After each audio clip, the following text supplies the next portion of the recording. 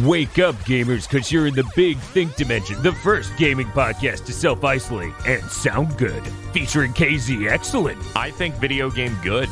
Dan and Bob Video Game, You see that mountain? You can self-isolate on that mountain, Bob. Oh, thank God. and Mr. Feel Quarantine's a serious time. here on GigaBoots. Hello, everyone, and welcome to the Big Think Dimension. I'm What? your What? guy who talks, KP Excellent. What the fuck are you doing? I'm trying to talk about the Triple Lupa. So I went to Taco Bell today and I ate a burrito. It was made of corn. Please, it was called the Corn Moss Burrito. Yeah, they set it on fire and threw it into my nose. I have no idea if you guys tried it on that one episode. I can't remember what the deal was. I tried the Triple Lupa. That thing fucking blows. I tried it again.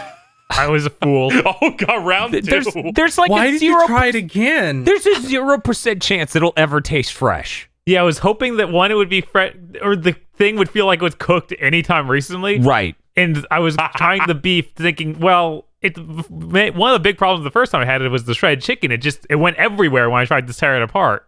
It's like Okay. maybe the beef will be more It's like consolidated. It's coarse, rough. Yeah. It's everywhere. Yeah. Yeah, the beef was like that too. It was not a good experience either time. Yeah. Any Yeah, no. of you tried that burrito? Yes, Like they have a couple of new burritos. I tried the new burritos. Yeah, Bob tried it. Nice. Driving entirely the way across town during a quarantine to get Taco Bell feels wrong, so I haven't gone since it started. That's fair. They aren't good. Don't go out of your way to try them. Honestly, Yeah, no. I assumed. the shredded chicken was far worse than a shredded chicken burrito. They just have some weird chipotle sauce that isn't good. Uh-huh. And the Taco Supreme one's all right. Like, if you want all their stuff that's normally on a Supreme taco, but in a burrito instead, it's cheaper, so why not? Because it's only like $1 for these grande burritos. But yeah, they hide them on the menu. I don't think they even want people to eat these, really. They don't, because they suck and they're hard to make. Yeah. It's not great. It's not great. This is the most... What you It's the most... ordered is too hard, so we just made it into a burrito. That's kind of their MO around here. It's kind of sad. Anyway. Fucking food news sucks. Let's move on. Let's move on to what we've been playing. Sure. So, Bob, we got to do the PSA right out of the gate. Okay, what's the PSA? And we got to talk about Jedi Academy. Oh, no, yeah, you're right. For those who didn't see it, Bob did a tweet warning people to not get Jedi Academy on the PS4. It's probably in a way worse situation on Switch. Here's the deal with Jedi Academy. For those who don't know, it's an older PC game. They ported it to the PS4 and completely removed lobbies. They don't have matchmaking in groups per se, so we can't all join together and then do that. What you can do, though, and what you have to do to play with your friends is start playing and then invite them to a match and keep inviting them and hope the match you ended up in has enough space for your friends. Yeah, it's a nightmare. It's worse than Splatoon. Bob, Halo 3 came out 12 years ago. How the fuck can we still not have your friends jump into a group, then try to find a game that fits your friends in it? I don't know. Why would you patch or take out explicitly the feature where you get to make your own room and invite people to it? Because you can't host your own servers at all. Yeah, it's insane. You can't do that. So there's no like, oh, let's set up a room and invite our friends to play Jedi Academy. No, fuck you. Every fucking lobby, every server is a public lobby. And you're just thrown in. Yeah, this game came out in 2003, had that feature. And they've removed it. Yeah, and they removed it because everything is driven by the Amazon Web Services cloud. So if you use the party system on the PS4 where you invite all your friends into a party and then do share play and then tell it that you're the host and you start a single player game, it will throw your friends into a giant error screen. Yep. What? It'll take them out of whatever they're doing to shove their ass into a thing that's trying to boot into your single player game. Your single player bots only match. Cool. It's very smart. It's a very smart package. So this thing costs like $20. The multiplayer I'm very aware. is a little choppy. When you die, there's always a second of silence as it mourns you because the game stops running. Yeah, it's a really bad hitch. It's so bad. The control scheme's a fucking nightmare. How bad is it, Dan? Hey, Bob. Hey, Dan. Tell them how you equip force powers, a thing that used to be a single keystroke. You can't just have a key, like a button press, do with the force power. You have to set a shortcut to make the force power active, and then you have a force power use button. So, say you want to use a litany of force powers to well round out your character, like force speed, force push, force pull, force lightning. Who knows? Maybe you're a crazy motherfucker and you have force heal. You need to hold up or down on the D-pad and mash any of the 4 face buttons to equip the force power, and then you hit L1 to use it. Why couldn't you just hit the shortcut button? Yeah, why? That's a great question. Yeah, they don't have one. They're insane. They're like, this is the switch to shortcut, not do it. And the weirdest part is, like, that means while you're equipping that power, you can't move because your left thumb is on up or down. Get that PS4 paddle thing. Yeah, we're realizing that is necessary. Even that won't help much. It won't help much. It's still an incredibly terrible situation. Like, you can't select, like if I were to able to customize it properly, I would set triangle to make it so that way I can use force speed. And then I would hit L3, or maybe that would be force speed. And then I would set proper powers I want to different buttons, but that is impossible. You can only customize buttons to equip the powers. And when you do Jedi Academy, you have like at least 4 skills that you'll want to use. It sucks so bad. And then, of course, there's no weapon wheel. That would take too much fucking effort. So you toggle through each weapon individually, hitting left and right. Oh, and the UI looks embarrassingly bad. I really wish I took a picture because it is fucking hilariously the roughest port I've ever fucking seen. Yeah, they got it on the console. That's about all they did. It's a fucking shame because this game's really fun to play. I'm still going to try to play some matches with KZ and Bob.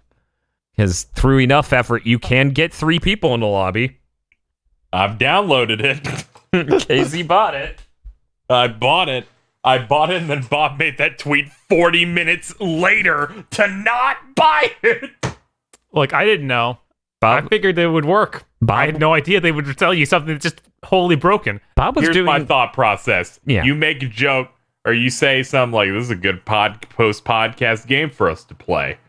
Flash forward to today, where they showed it. I'm like, oh yeah, I should probably look into that. And then I was making those tweets to Dan that made him think, oh man, you didn't get the Switch version, did you? And then I'm like, oh, I guess I should buy the PS4 version now. Go ahead and get it. Because we might do it tonight. And then the news came. It'd be nice if any of these digital fucking stores had even a harsh refund policy. Yeah. Yeah, it's really it's sad. fucked. I've already gotten a refund from Sony, so I can't get another one. Yeah, Sony gives you 1. That's fucking stupid. Yeah, I can't get another one since I got one in 2015. That's insane. Yeah, whenever fucking Destiny the Taken King came out and I accidentally bought the PS3 version. That should be a freebie anyway. Good lord. No, they're like, you have a good record, so we're going to give you this one. And I'm like, thank you. This is bad. You know, we need people in office who aren't 450 years old and know what downloads are. So maybe they can write laws about them that aren't fucking stupid. Whatever, you're a download. It's bad. The whole situation's so bad. And it's a shame because me and Bob, you know, we expressed how much we really love the multiplayer of that game during our Star Wars month. Still had fun playing it today. I just wish it wasn't like pulling teeth to fucking get a room. Yeah, it should be expected to be able to make a room to play with your friends. That's insane that they would not do that. Because eventually I will become gigabrained and get used to hitting down and square before I force grip someone and throw them into a hole. Like, oh no! I'll get used to that. But that lobby system is so useless. Ugh. So we're gonna move on to talking about. I guess we knock out any extras that people assume only they have played. Yeah, I played Doom 2016. I beat it. Nice. Yeah. Did you enjoy that ending? No, I was shocked that no one told me that ending was sequel bait and abrupt as fuck. Not a single person told me in the last 4 years. Yeah, the game just gets to what feels like 3/4 through the game, and then it just ends. The last boss is one of the easiest fights in the game. And I'm like, what? I was really glad I beat that game after Doom It's got Eternal laser was out. beams, though. Oh, yeah, and it has electricity floors and pillars. And I'm not even saying that, like, the last boss is bad or not fun. It was just easier than the major boss before. Like the cyber demon that you Yeah. fight like a third of the way through or something. Yeah, you fight, like, this badass cyber demon halfway or 2/3 of the way through, and you have to fight him twice. And the second time you fight him, he's funny. even You meaner. don't fight the final boss twice. Yeah, it's really strange. Actually, every boss in 2016, they make you, of the like 3 boss fights that they have, they make you fight it more than once in a row. Mm-hmm. But not that last one. I really like Doom 2016. To anyone who's playing Doom Eternal is like, I don't know that I should go back and try Doom 2016. I would recommend it because it is a very different game when it comes to level design and a lot of stuff. Yes. And it's really good. Like, it's excellent. I liked it a lot. I played it on PC, and that only led to my... 2016 has an arcade mode to it. Yes. Oh, and is that arcade not mode's back great. in Eternal at all? I don't think so, and I don't think you could really do it in that one. I feel like getting through levels in 2016 is a lot more fast-paced, where you can hold the multipliers Yeah. as easily. Yeah, Because it's in true. 2016, it's like you kill a bunch of demons, and then the meter, it's like the style meter almost, Yeah. is filled up, and you got to keep tapping enemies, and that kind of falls away when Doom Eternal has platforming segments. Yeah. Which is great. Excited to talk about that more in a bit. But yeah, Doom 2016, great music, really cool setting, really liked the story. Very different game from Doom Eternal. So I'm really glad. Highly recommended for anyone who hasn't checked it out. Really glad I played it on PC because it loads a lot faster there, and I like mouse and keyboard for Doom because it's so fast. But You're that able just to just download the campaign. that led me to the hubris of buying Doom Eternal on PC, and we'll get to talk about that Pathetic later. fool! Yeah. It's great every time someone's like, Dan, you don't like Xbox. I'm like, what the fuck are you talking about? I bought multiple AAA games on it just because I thought it would be the best version for the Xbox One X. Dan, why are you so anti-PC gaming? I bought multiple AAA games. Both of these platforms bite me in the ass every time I try. I have a PlayStation. Sounds like you're a console cuck.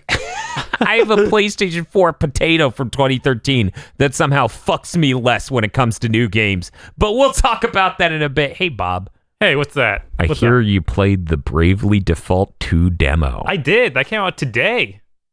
Wow. I was hyped for it. A lot of shit came out today. I was very excited because I like Bravely Default 1 a lot.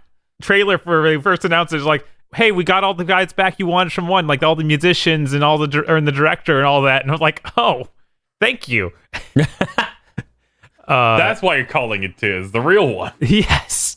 Instead of a weird Telling thing that DeFeel was having a stroke when they announced. He's like, what?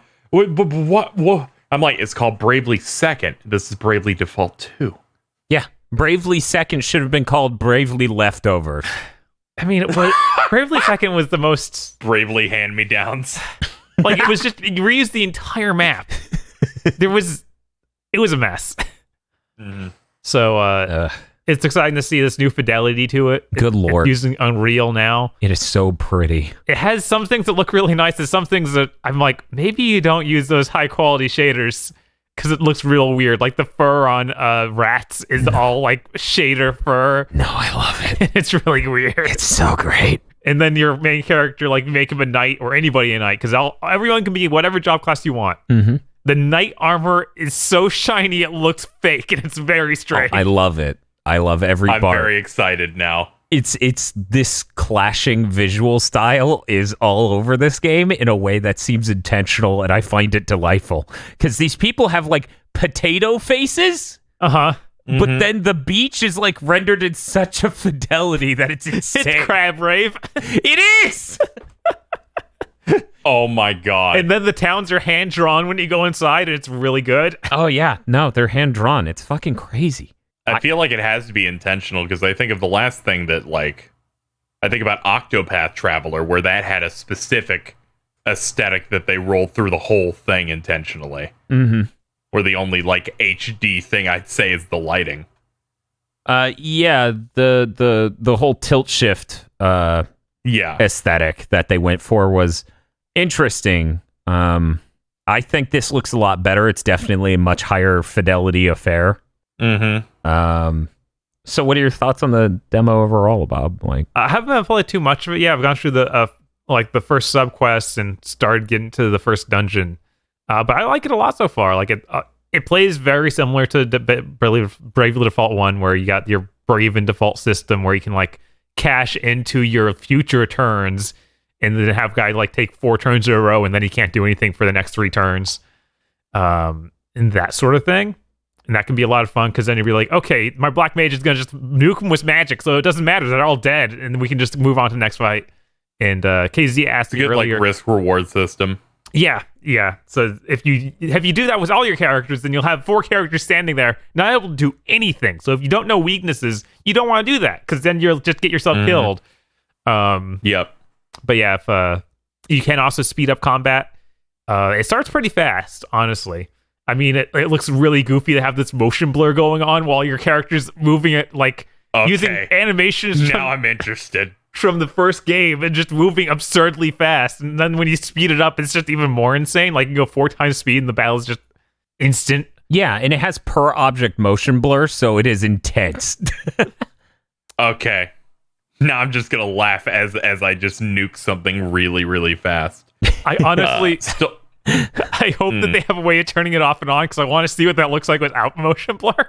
I assume it looks very similar in energy to Final Fantasy 1 when you do attacks. Yes, that's what they were going for with the first Bravely Default, so it would line up pretty well. That was the one thing that was missing from Octopath. There was no fast forwarding through combat. And given how that game's combat system was, you have to hit weaknesses on enemies to shatter their shield. It kind of made things a little bit longer than it needed to be, even on top of that. Yeah, it's weird how Octopath is... But they have that. It feels almost like a knockoff of Bravely Default in that sense. It adds that whole shattering shield things, for sure. It felt like it was leaning way too hard into classic RPG styling stuff, where, yes, there are random battles. No, there's no way to mitigate them aside from one skill that slightly lowers them. Oh, and yeah, the battles end up being pretty slow. The grind just felt a little rough. That's one of the other things they changed in this one over the last Bravely Default. Because first Bravely Default, they let you like customize heavily how often random battles happen. Now you just you can see the enemy on the map, and then that's good. Yeah, you can run away. Good. I prefer that. Yeah, it works. And you have like an attack you can do on the map, which you can get initiative, like get preemptive attack if you attack the enemy using your sword. And you can also like cut grass in the environment and stuff and find items. So I was like, that's kind of neat. It's not running great yet. I'm hoping they smooth it out a little bit. Imagine that, an Unreal Engine 4 game not running well on the Switch. Yeah, it runs better than you would expect for the way it looks, but it's not great.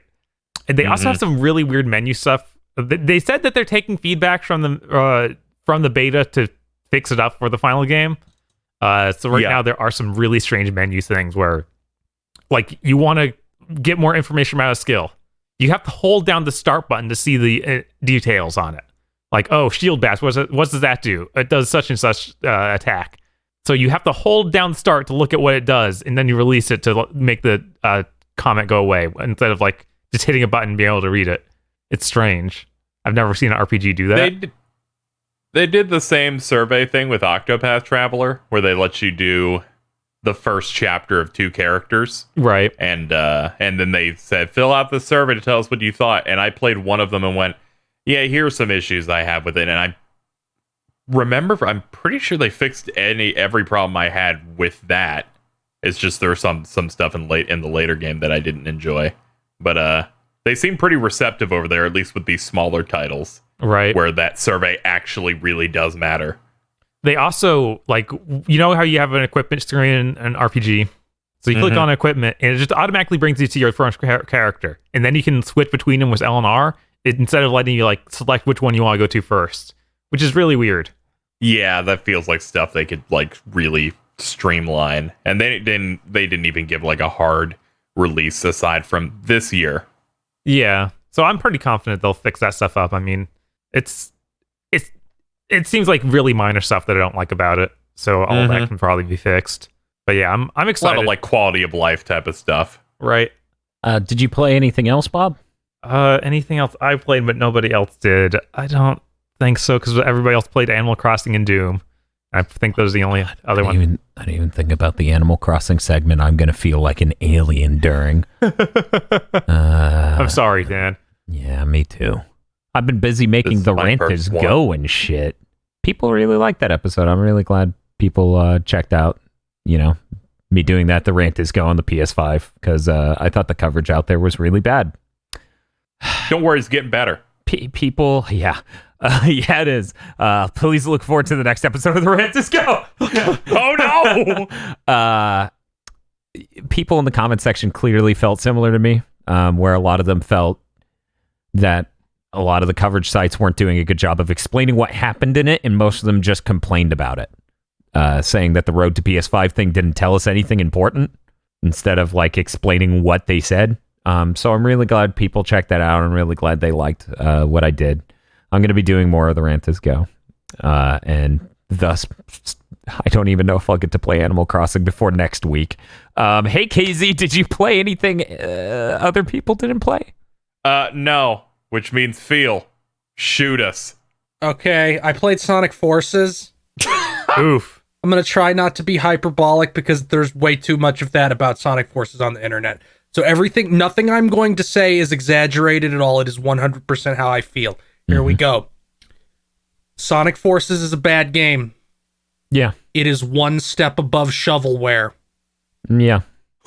I don't use this term lightly. Sega should be embarrassed they shipped this. Yeah.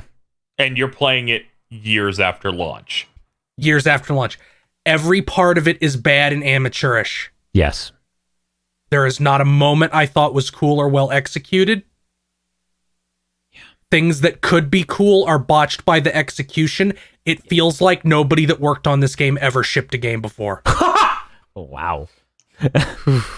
It came out very early after the game came out of stuff like, yeah, they restarted development multiple times because they were focusing on getting a new the Hedgehog Engine 2 done or whatever they made for that. And what you played was like 11 months of development. Yeah.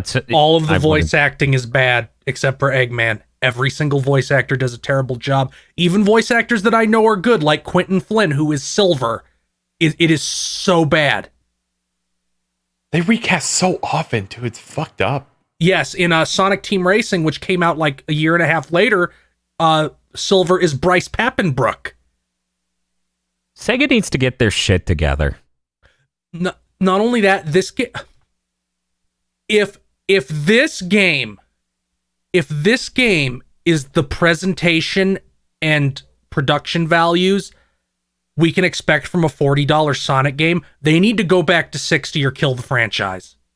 I mean, not only that, I feel like the best option would be for them to work on some projects long term while trying to fund the Sonic Mania studio, but it seems like they're not even interested in doing that, which is nuts. This game is unacceptably cheap. That's how I felt playing it. I forgot how cheap it felt because I played through it that one time and I had no interest in fighting a boss again. But I did go back and play like the boost stages again and a few of the avatar stages again. Watching you fight Zavok, as he is pronounced in the game. You beat him and like Sonic like punches the shit out of him at the end for out of nowhere. It looks really bad. It looks bad. Sonic basically T-poses at the end, and it hard cuts to a results screen. Like there's no fade, there's no way to like seamlessly bring you into a results screen. They're like, fuck it, switch to this scene, we're fucked. Not only that, the majority of dialogue in this game is delivered through text boxes with portraits over a map screen. That's what it's war. Sonic's been tortured for months, feel.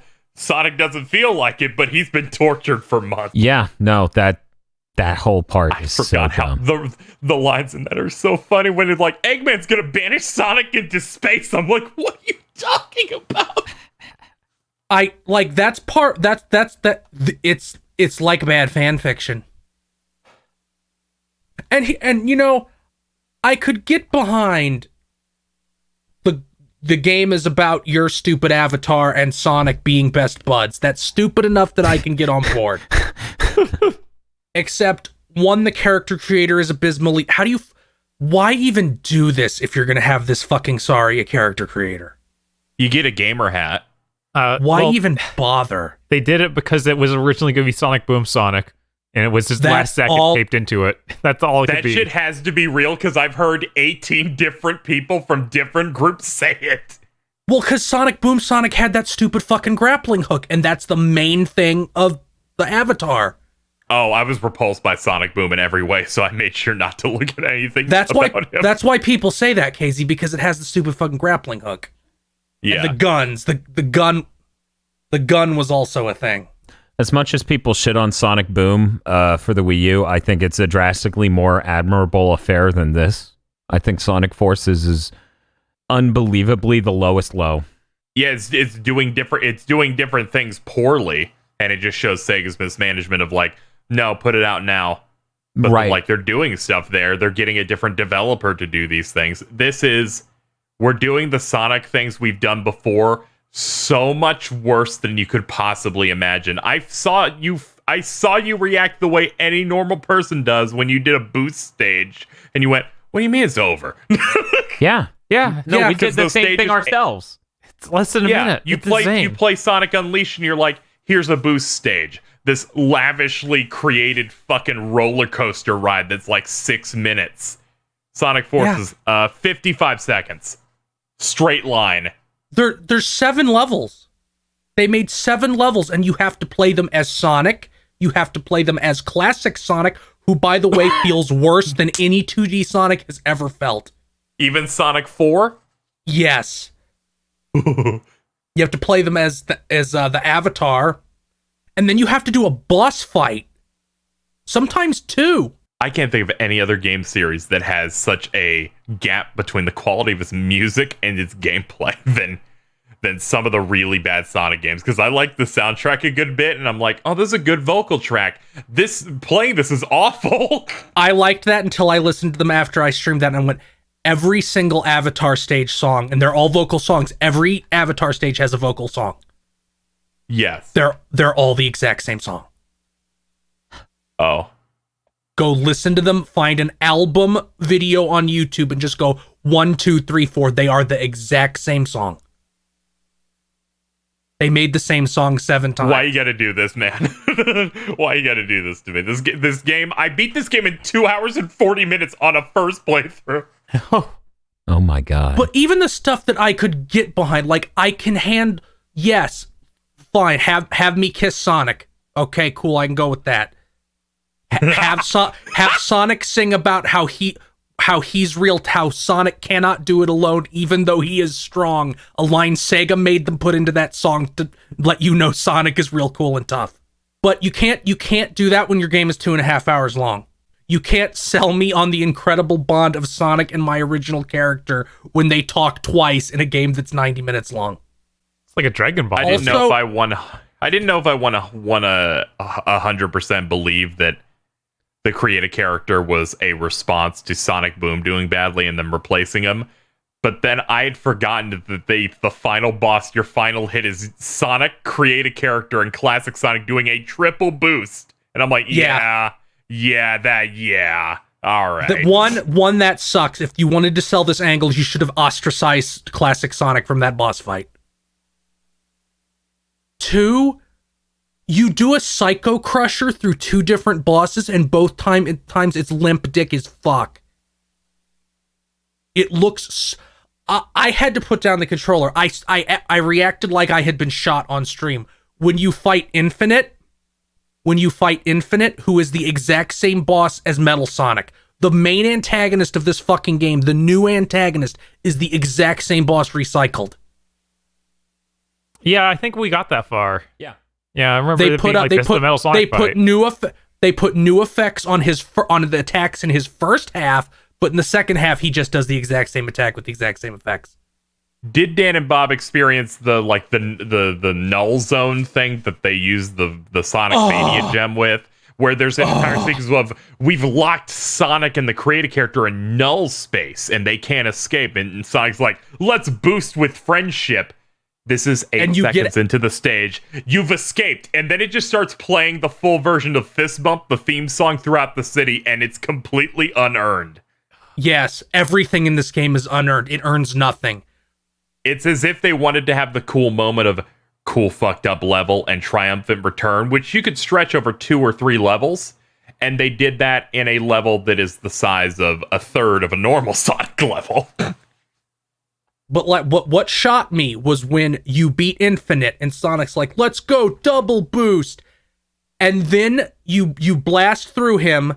He almost T-poses into the air, then flops down, and there's a cartoon fish hitting the ground sound effect. And I'm like, that was the main antagonist. No, it's Eggman. Like, I'm not asking for a lot, but could you at least...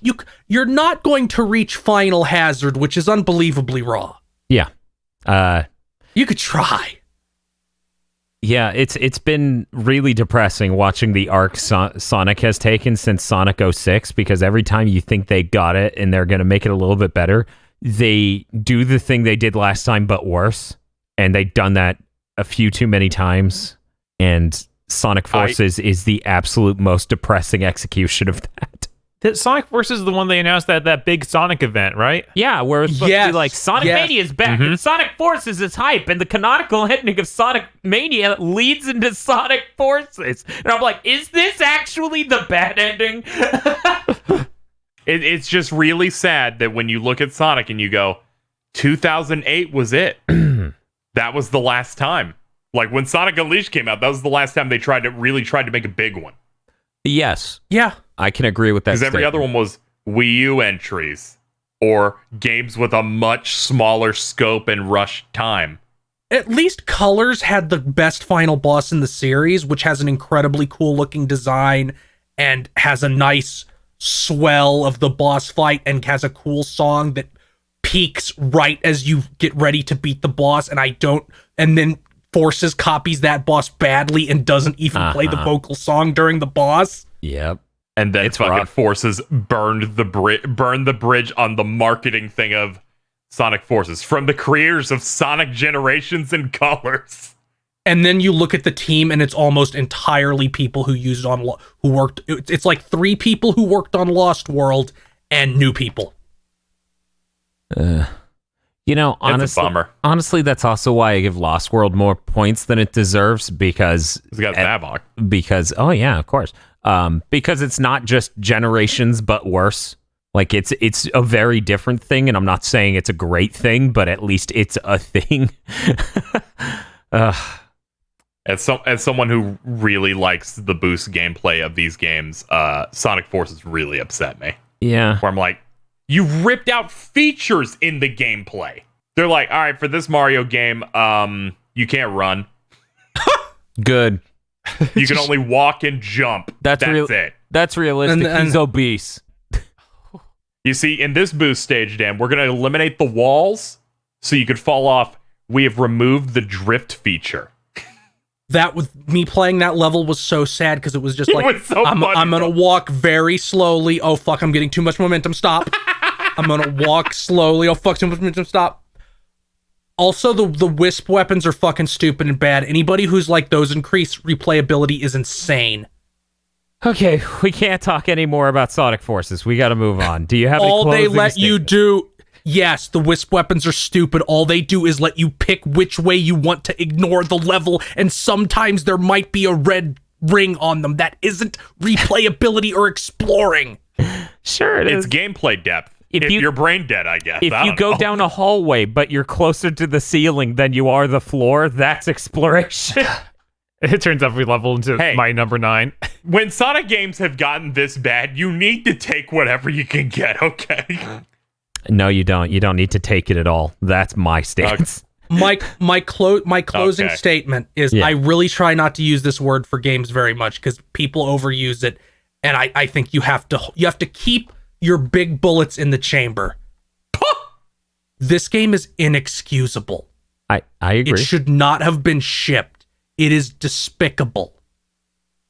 It's embarrassing, and they should be humiliated that they shipped this. Sega's mascot got a brand new mainline entry during that year of 2017, where it was a $40 budget title that you could finish with multiple deaths in under 3 hours, and felt that bad. Yeah. And felt that regressive. And it's not great. At this point, this is how bad this is. At this point, I would not only be PS Plus is free. Incredibly glad if Nintendo took over Sonic as a franchise. I would even accept Sony taking over Sonic as a franchise at this point. Because fuck, man, I would accept anyone who was allowed time and money. Right, standards. It would be nice. Yes, just find somebody who's like, "Do you want to make a Sonic game?" And they go, "Yes," not, okay. So, Phil, is that the last non-Animal Crossing or Doom Eternal? Okay, Bob. Yes. Bob, I gave you this whole time to remember, and you didn't. Either that or you lied. I don't want to talk about this one, Dan. You have to. Yeah, let's not talk about this one, Dan, please. Have to. People need to know. You fucking asshole. Bob and I played Bleeding Edge. No! A real video game that released on last Tuesday. And Taniades was in your chat this week. It really seemed like that. That was nuts and hilarious. And why does this keep happening? Anyways, for those who don't know, Bleeding Edge is an incredibly stylistic, hero-based melee multiplayer game for the Xbox One and PC. Not editing this part. Microsoft funded Ninja Theory making this, and it's a dream project they've been working on for quite a while. You get to choose from your various fetishes, heroes, as they go out and do combat in either objective-based modes or objective-based modes. Bob, what did you think of The Bleeding Edge? It was really bad. It wasn't as bad as it could have been, but it's still pretty bad. It's just a really, really plain looking team-based fighter. Because it's not a shooter. There are characters with guns, but you just auto target and shoot. Mm-hmm. And then there's other characters that are melee based, and you have stuff like parrying and things that really don't work in an online game that's super latent like this. Well, it's not latent on the side of it feels bad to push buttons, but it definitely has network issues. Oh yeah, its tick rate isn't exactly soaring. In fact, if I were to just get out a few comments about how I feel, the game often eats ass and starts running at 20 frames a second when shit gets intense online. When 5 people are on screen at once? Right, 5 people out of 8 are on screen at once. The network code is clearly really rough, and the tick rate, I assume, is really low. Because people just 10. start popping all over the place in a way you wouldn't see in your average Overwatch game. Overwatch, a game with 50% more players in a fucking match. But doesn't have hobby grade co-op. I feel like with the Xbox One X, I shouldn't be seeing a multiplayer action game eat so much shit when the environments look really bad. Yeah, the environments seriously look like Recore. Oh! They do, yeah. Yeah, they're very plain, very flat, very stale. Not even definitive edition? They didn't enhance it. Well, Dan was... I don't know why I think of this, because I think I'm wrong. Yeah. No. Was Recore a Mercury Steam game? No, Recore was a concept game with armature. Kaiji Batman Blackgate. Yeah. Why did I think it was Mercury Steam? Because it looks it's bad. because it's a GigaBoots arch nemesis. It's one of your villains. Yeah, the Yes. trifecta, Mercury, Steam, Concept and Ninja Theory. Ninja Theory. That's the Triforce. To get my comments out, Hey, though, they can't be a villain. They're curing mental illness. yeah, about that. Anyway, I think a lot of the hero designs in this are discomforting. In a way, I don't think I've ever played another video game that made me feel this way. Because there are at least 6 female characters, and all of them shove their ass literally in the camera, including Buttercup, who is a southern obese lady whose legs have been replaced by shocks for the motorcycle she rides on. There's also gamer cell phone guy who anytime he heals, because he's a support unit, he goes, "I'm the recharger," or "I'm your recharger," and he says really shitty stuff like, oh man, he said so many Like things. a boss. Oh yeah, he's like, "We captured that point like a boss," and then the game says a winner is you as an achievement, and then in the training mode it said keep calm and blank 4 fucking times in 10 minutes. Dan, It is did a you play criminally the wrong unfunny game? I think you played the wrong game, Dan. It's not 2009. No, this just came out as of this recording 2 days ago. We played it on They're a launch day. big fan of Lonely Island music videos over there. It's obviously, why else would they be making these deep cut references to memes from a decade ago? Do they have like a fucking I'm on the point. You know what? I'd forgive them if the Lonely Island bit they referenced was Ross Trent, which nobody references. Nobody references that. Yeah, no. I wonder if this was in development for that long. There's a slight chance. And all their jokes are written in 2009. Is that what you're saying? Yeah, like, because No, we know that this they has bought a longer development time than Duke Nukem Forever.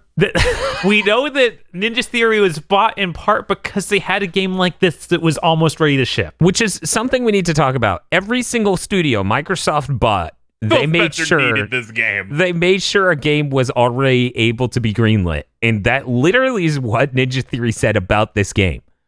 They said Microsoft came to them and they're like, "Hey, we want to buy you as a studio. Like, what games do you have that are maybe closer to being done?" Which is a sign that Microsoft realizes they have no first party games, like none.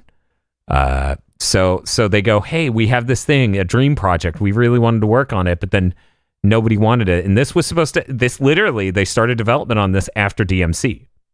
So yes, Bob, it would put the timeline where if the jokes were written then, it would have been just barely stale.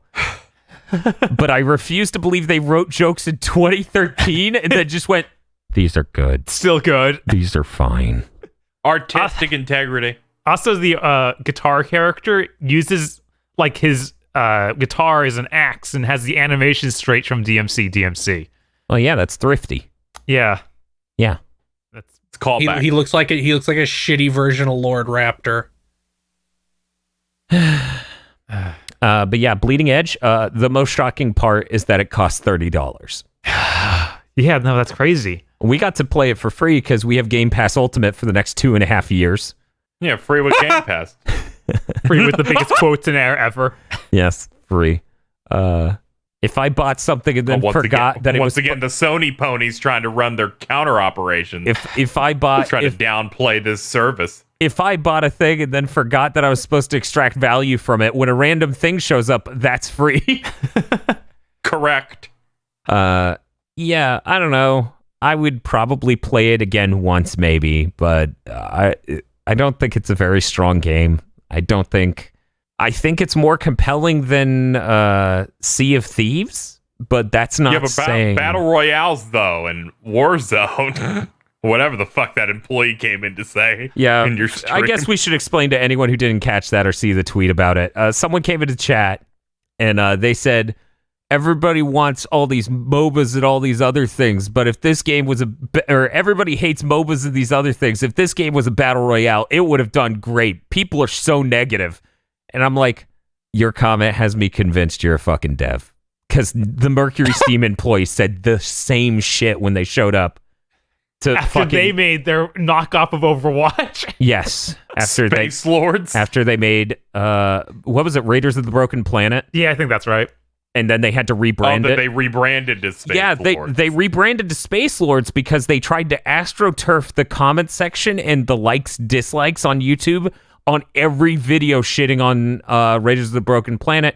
But when Steam reviews don't allow you to do that, they realized they needed to rebrand. Oh yeah, we need to establish the ranking real quick. But what was your thing, Phil? Here's a PSA. Ori and the Will of the Wisps came out 2 weeks ago. Yeah. Even Google doesn't seem to know when this game came out because it says initial release date February 11th. I have seen no human being talk about it at all. So if you liked Ori 1 and are like, when's that sequel coming out? Good news, it's out.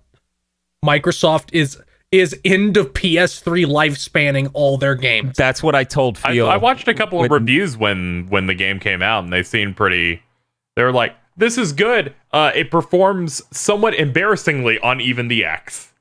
What? I am sick of that shit. This was a $500 console 2 years ago. God, next gen can't come soon enough. Where I watched a review from, I think it was like on YouTube, a Skill Up that went, yeah, on the Xbox One X, this runs really bad. So I'm just, the PC runs better. I think IGN said, we only review the PC version because the Xbox was bad and we didn't feel like docking 2 entire points off the game.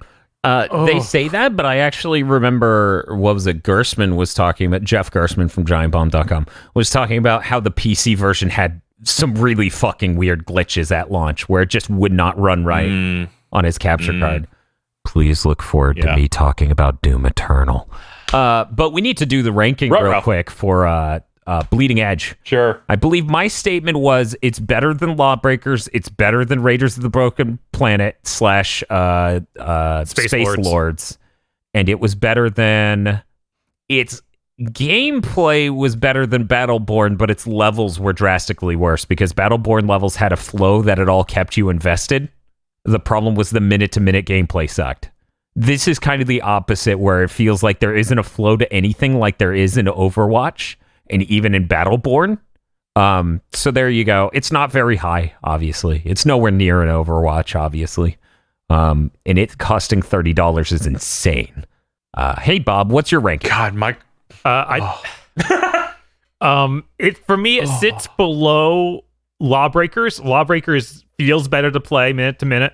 The modes are just weird and bad, but I would rather play that any day than play more of this game because this game just kind of feels miserable. Like it feels like it doesn't know what it wants to be. It has those melee characters, but then there are also shooting characters who just you hold a button and they shoot from a long range, and it doesn't feel like there's the same sort of active role you have with the other ones. But that's, Bob, don't you see that's the character coming through in the gameplay? Because you're playing as the cool guy with the chair, the lazy boy. His name was so bad it reminded us of those Marvel heroes they just announced. Yes. That is a really bad sign. That is a really fucking bad sign. Space. Snowflake. Yeah, literally. It made us think of those two. Internet gas. Yes, internet gas came up. We assumed he's humping Central Park. But yeah, I'd say it's better than Space Lords, but that's really the only thing it beats in my book as far as these like hero shooters that aren't Overwatch go. So that guy's name was Zero Cool. Oh my God. Here are some really great names. So you have Zero Cool, which is a dude on a cell phone who sits in a lazy boy all day while his mechanical arms hold his soda and game controller. He's like their diva. They have El Bastardo. See, it's Spanish, so it's funny. Oh, my. There's Buttercup, which is a very blatantly the definition of morbidly obese woman with a very revealing top who is half motorcycle. And she's Southern because, Southern ladies, right, guys? Right? Okay. There's also Makutu, who is... he's basically The Rock in that one movie. What is the fucking movie? How do I keep forgetting the name of that animated film? I don't know. Yeah, I can't remember the name of that Disney animated film with The Rock. Oh, well. We'll live. Xbox has been having a really good average on games. Because I struggled to think, What are well-received games that were enjoyed by the people and not mired in, oh god. And it's Ori, but there are some performance problems they need to iron out. Gears 5, which I haven't really heard anything negative about at all. I've seen mostly praise on that front. And then Cuphead, which was like 2 years before Gears. A lot of people have actually been pretty negative on Gears. Everyone I know that's engaged with it a lot thinks it's bad to mid at best. I guess because I'm so used to whenever an Xbox exclusive comes out and isn't a unmitigated, like a big disaster, like a Crackdown or a Sea of Thieves where there's no content. Yeah. And that's whatever. exactly how Fucking State of Decay. That's exactly how good Gears 5 is. It looks pretty, and it isn't an unmitigated disaster like some of those that you listed. But we didn't get to the chicken lady named Cass, who has giant chicken legs, and her ass is in the camera, and she boxes and sticks her... Or she doesn't box. She just sticks her head around like a chicken. Yeah, she moves her arms and head like a chicken. It's really weird. It's really unsettling, you guys. So there's that. You made the comment that watching it without playing as her is way worse. It is, because you're not engaging with the game. You're not thinking about anything else. You're just seeing this giant chicken ass that is a lady. Also, I don't think we've really gone over that it's like how much it wants to be a MOBA. Like there's even the weird fog panels that make you invisible. Yes. They have the Fog of War, which literally exists as a fog you can stand in. It's in so few places the mechanic basically doesn't exist. Yeah. But we didn't talk about You're Mauve. just not a pro player. Mauve is a grandma who's on a baby bouncer wearing a witch hat and goth girl leggings, and she bounces up and down as she moves, and she's wearing a cyber diaper. It should be noted that all the trailers leading up to this were like CG. The game looks terrible. The game looks nothing yeah, you're like right. They've all been cool CG things. Yeah, it's such a fucking despairing. It's so bad. It's so bad and disappointing. 7 out of 10? No.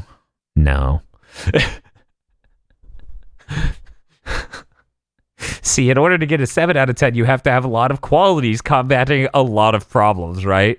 You need to have things like a cool aesthetic or great soundtrack or a lot of potential that worked well for a while, but ultimately was insanely disappointing.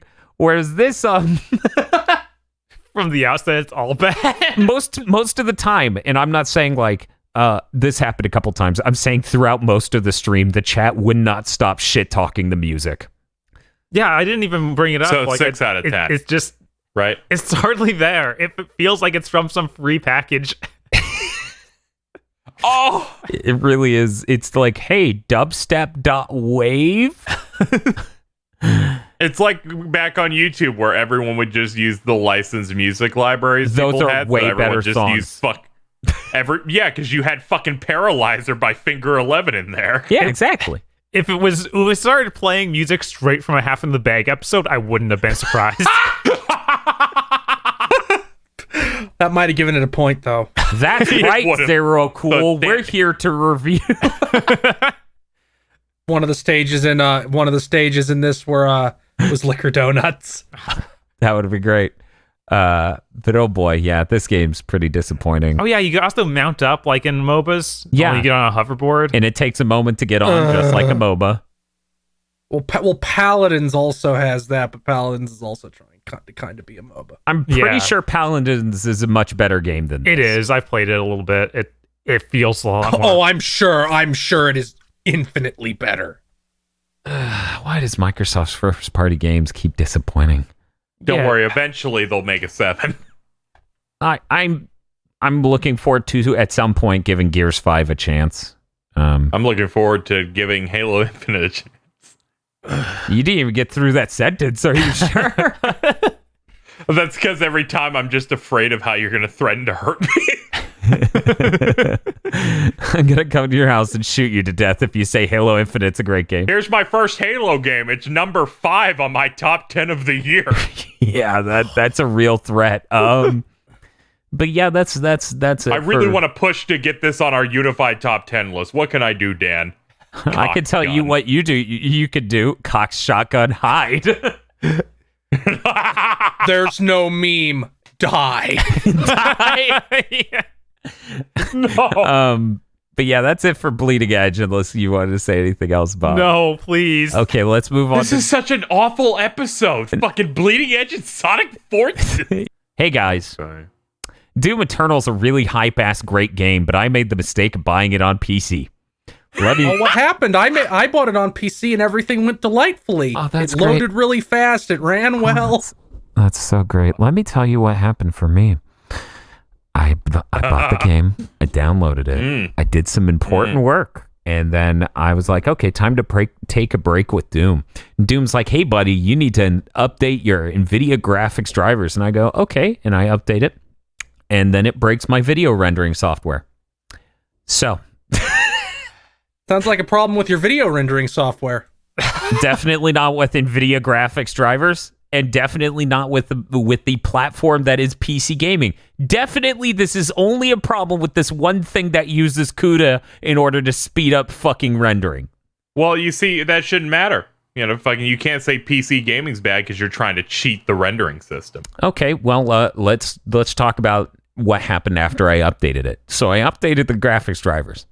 I start playing on my GTX 1080 Ti on my 4K OLED TV. I start playing Doom Eternal, and it says, hey, I support HDR, and I go, okay, and I click that on, and it's like, oh, wow, this looks a lot nicer. This looks like Bob's PS4 Pro over there, which just, supports HDR, and it's really simple. I get into the game, I pull up the map, I see nothing. I go, what? Still seeing nothing. I move to a different area because maybe it's a weird lighting thing. Still see nothing. I go into the settings, I uncheck HDR, I check the map, it looks perfectly normal.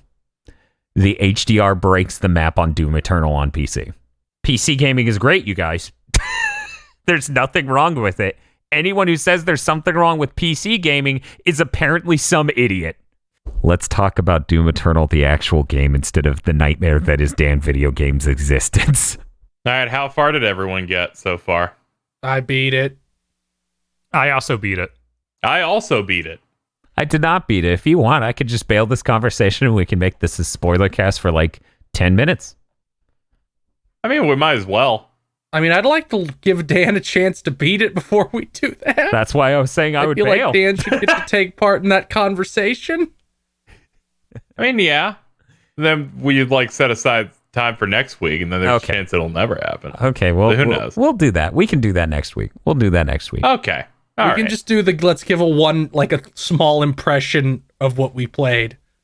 Doom Eternal is a very fast motherfucking shooter. Having rocket shoes to boost everywhere is fucking incredible. The level design over Doom 2016 has gotten so much more Quake-like and so much more arcadey with different layers of verticality to it and depth. That's kind of nuts. And then it starts throwing way more platforming challenges in your face. This game's really fucking dope. Yeah. So, how do people feel about this? And I've looked into a lot of takes on this game, and its new gameplay is actually more polarizing than I expected. Really? Where you're running out of ammo often, and the game expects you to use all of your tools a lot. And I've seen some people not liking the game overall and saying it's a lot weaker than 2016 because they cannot super shotgun through an entire level on one clip. Huh. I would like to say those people probably didn't scour the levels for power-ups. I would say that Doom 2016, if you don't focus on upgrading your ammo stuff, you can end up in the exact same situation.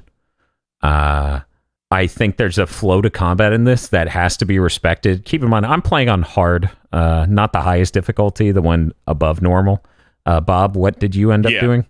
I'm doing Ultra normal. violence. Okay. And then KZ, you said ultra violence? Yeah, I'm the one right below I finished the whole thing on ultra violence, which, by the way, in early game is a fucking nightmare at times. A little bit. Yeah, I only dropped it because I was doing ultraviolent for the first few chapters, but I was like, I can't deal with how long these load times are. Yeah. Let's just go ease this back to normal. No joke, Bob. On PC, it is about 1.5 seconds to load. Yeah, it feels like fast. a full 30 seconds. And I'm on a fucking normal hard drive. Like, this isn't just wait for the PS5 version, I guess. Yeah. Midway through the game, they introduce the biggest strong normal enemy in the game, the Marauder, and they introduce it by having you fight one. And on Ultra Violence, that thing kills you in like 2 hits. Oof. That's Like it's ripping me apart. And those loads, that's the time that loads became apparent. yeah. Yeah, I think Where I'm like, this loading screen was about as long as I was alive. Yeah. Yeah, no, that's where it was getting with me. I was like, no, we're not dealing with this anymore. Feel, what difficulty were you on, Feel? I played on normal because I was like, well, I'll go through it on. I'll play it twice for sure because it's real good. Yeah. Because that's what I did with 2016. The only thing that killed me multiple times on normal, where it's like this is a problem, was the first fight, the fight in the enormous area in the Super Gore Nest level, where you get that has the door with the 3 keys. Yeah. And the first time you go into that area, there's a trillion enemies, and they just keep fucking spawning. Yeah, I think that one thing that I could complain about is that they've added a bunch of new features, which are all great, like the dashes and things like that, and the flamethrower, and the rocket launcher bomb thing on your shoulder. This thing gets to be too many buttons on a console. Like I had to use my button. It's a lot on PC even. I can't imagine on PC, just because I've seen some people playing on PC going, I almost want to switch to a controller because it feels like learning piano playing this game. It's not that bad because like you have Q lets you switch weapons, and then E is your melee, and then like your flame spout and the grenades are each a different button. But you have, it's only a problem if you're constantly switching mods or grenade types. But I rarely did that because most weapons had one mod that's way better than the other. Yeah, I felt like that. That's the way I felt in the first game too, where it's just like I have a mod that I like. I assume that the other is just more of a different play style. Like that's the way I took it, but maybe I'm wrong. Yeah, like I used micro missiles on the machine gun the entire game until they throw an enemy that says you have to hit me in the head, and I went, okay, I'll switch to the version that has a scope on it. That also makes them ammo pinatas, so it really encourages that. Yeah. Now I've had this in my brain since I played my first play session, but I couldn't say it on Twitter because it was sort of a spoiler, and everybody here is past the point it would be a spoiler, so I'm going to say it. This game is way funnier than Doom 2016 because there's the implication that the Hell Priests are watching Doom Guy. So I'm just imagining one of them watching and just fucking screaming, "This motherfucker can air dash!" Yes, I totally got that vibe from, because they're fucking talking down to you, and like in level 3, like you have one of the Hell Priests in like the cultist base is like talking shit at you as it's happening. And then you get to him and he's like, "I can give you power, Doom Guy." And he doesn't. He just cuts his head off with absolutely no hesitation. Yeah, I've seen a lot of people saying that 2016 knew what the real comedy was. This one's trying to be too funny, and I just read that as boomer shit. I kind of see where they're coming from, because I feel like the middle of the game, I don't think it is good story-wise is Doom 2016, but I feel like the beginning and end are really solid. Yeah, I think it mainly comes down to this time the Doomslayer isn't constantly trying to avoid the story. Yeah, which was but there's amazing. An actual reason behind it, and it made sense for him to do that in the previous game. Yeah. But it would be like the Vega, who's your weird omnipresent voice that's telling you what to do all the way through the game, is a strange thing to do. I feel like it doesn't have the same feel as the last game, where it's Samuel Hayden trying to get in contact and Doom Guy just shutting it down every time. Yeah, and it makes sense there because he's like, I know this dude's full of shit. Right, and I wish that there was something. I like this game gameplay wise more than 2016, but I don't think there will be a cutscene in video game history better than Samuel Hayden talking to Doom Guy, and he just looks down at the desiccated corpse down on the floor and then looks back at Samuel Hayden silently. I still think the funniest one is like, You've got to break these fucking please remove the purification valves. Be nice. And he just breaks every single one of them. Just so you know, all you have to do is remove them. You do not need to destroy them. As fucking Doomslayer's like, ah! These are the only ones we have.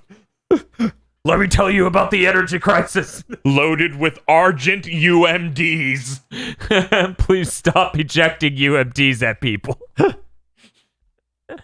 I think the weirdest thing is how long a time in game there is between the games. It is a really strange detachment. Yeah, like I had to go rewatch the end of Doom 2016 to see if it connected well, and it really doesn't. No, not in the least, but Yeah. Yeah. Not even a little bit. Like, because it's 13 years. Where the fuck was Doom Guy? Yeah. Like, what? Don't worry about it. The Fortress of Doom moves slowly. At the same time, I think what Doom Eternal is about is more interesting than if they did a direct follow-up. Having read all the stuff in there, yeah, I think on the whole, there's just a lot more interesting stuff going on. You had to give them time to, like, all this stuff happen with Earth. Mm-hmm.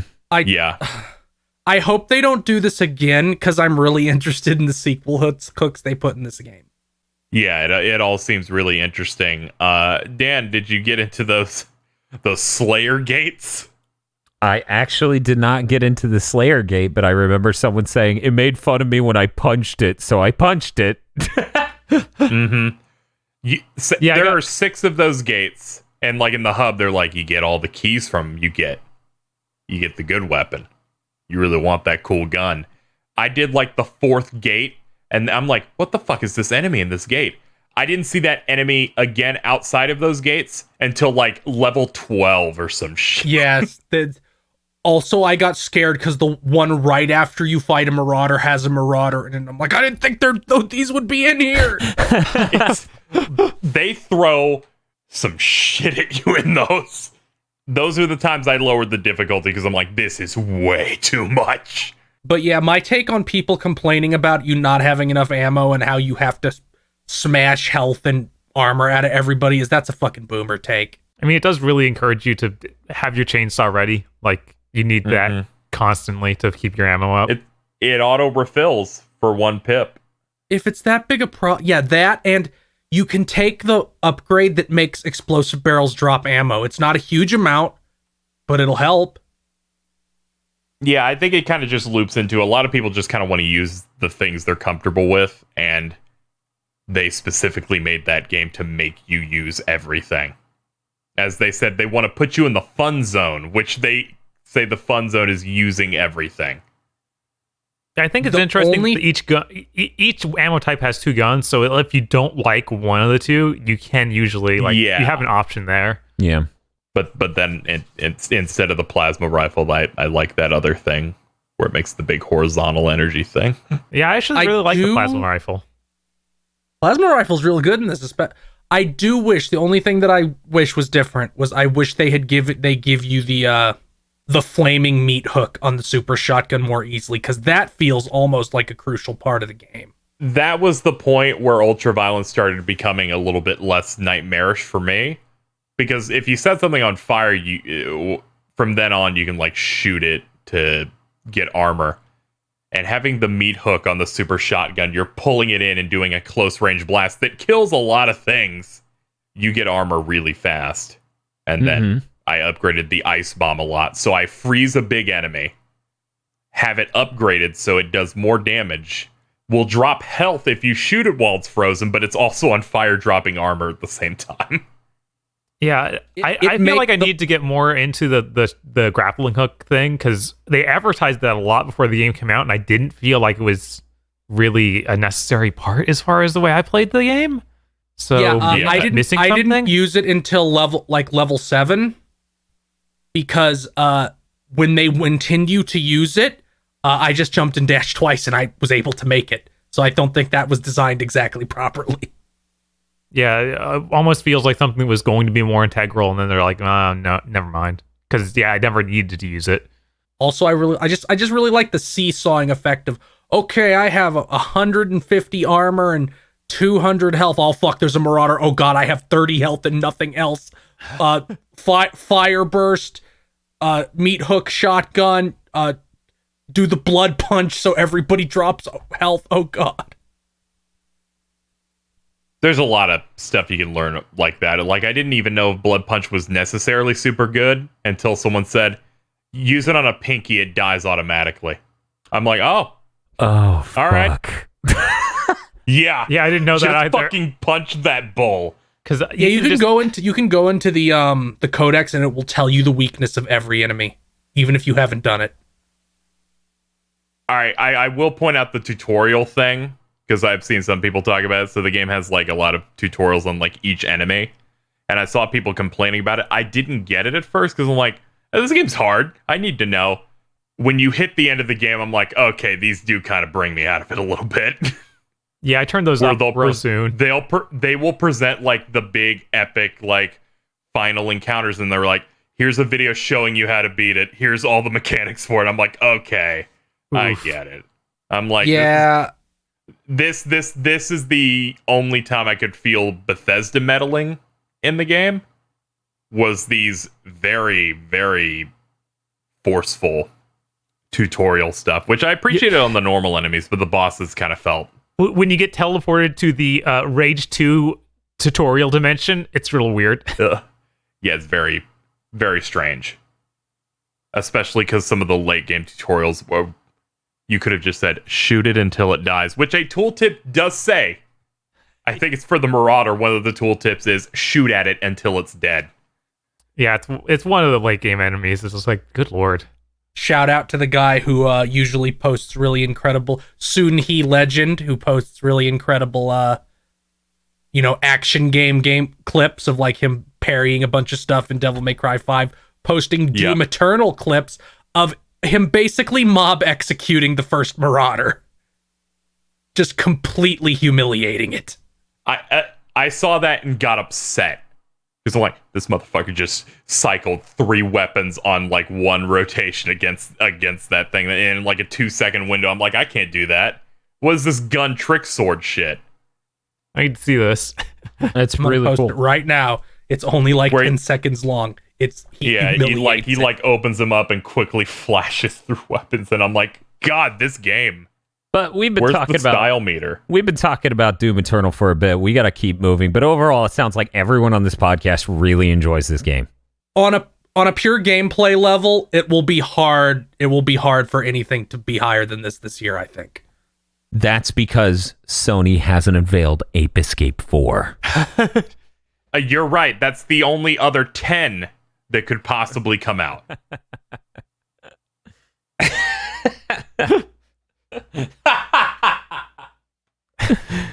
Oh, man. But yeah, we'll be talking about it more in a more spoilery detail whenever Dan finishes that, which finish it as fast as possible. We may have to edit this out, but Bob, What's up? what was that thing I predicted? Oh, we talk about it later in news, but I, not even 24 hours ago, I went, Bob, why the fuck isn't Borderlands on the Switch? Yeah, I know. It's weird. And then Bob wakes up today, watches a Nintendo Direct, and they're like, Borderlands on the Switch. And he's like, fucking what?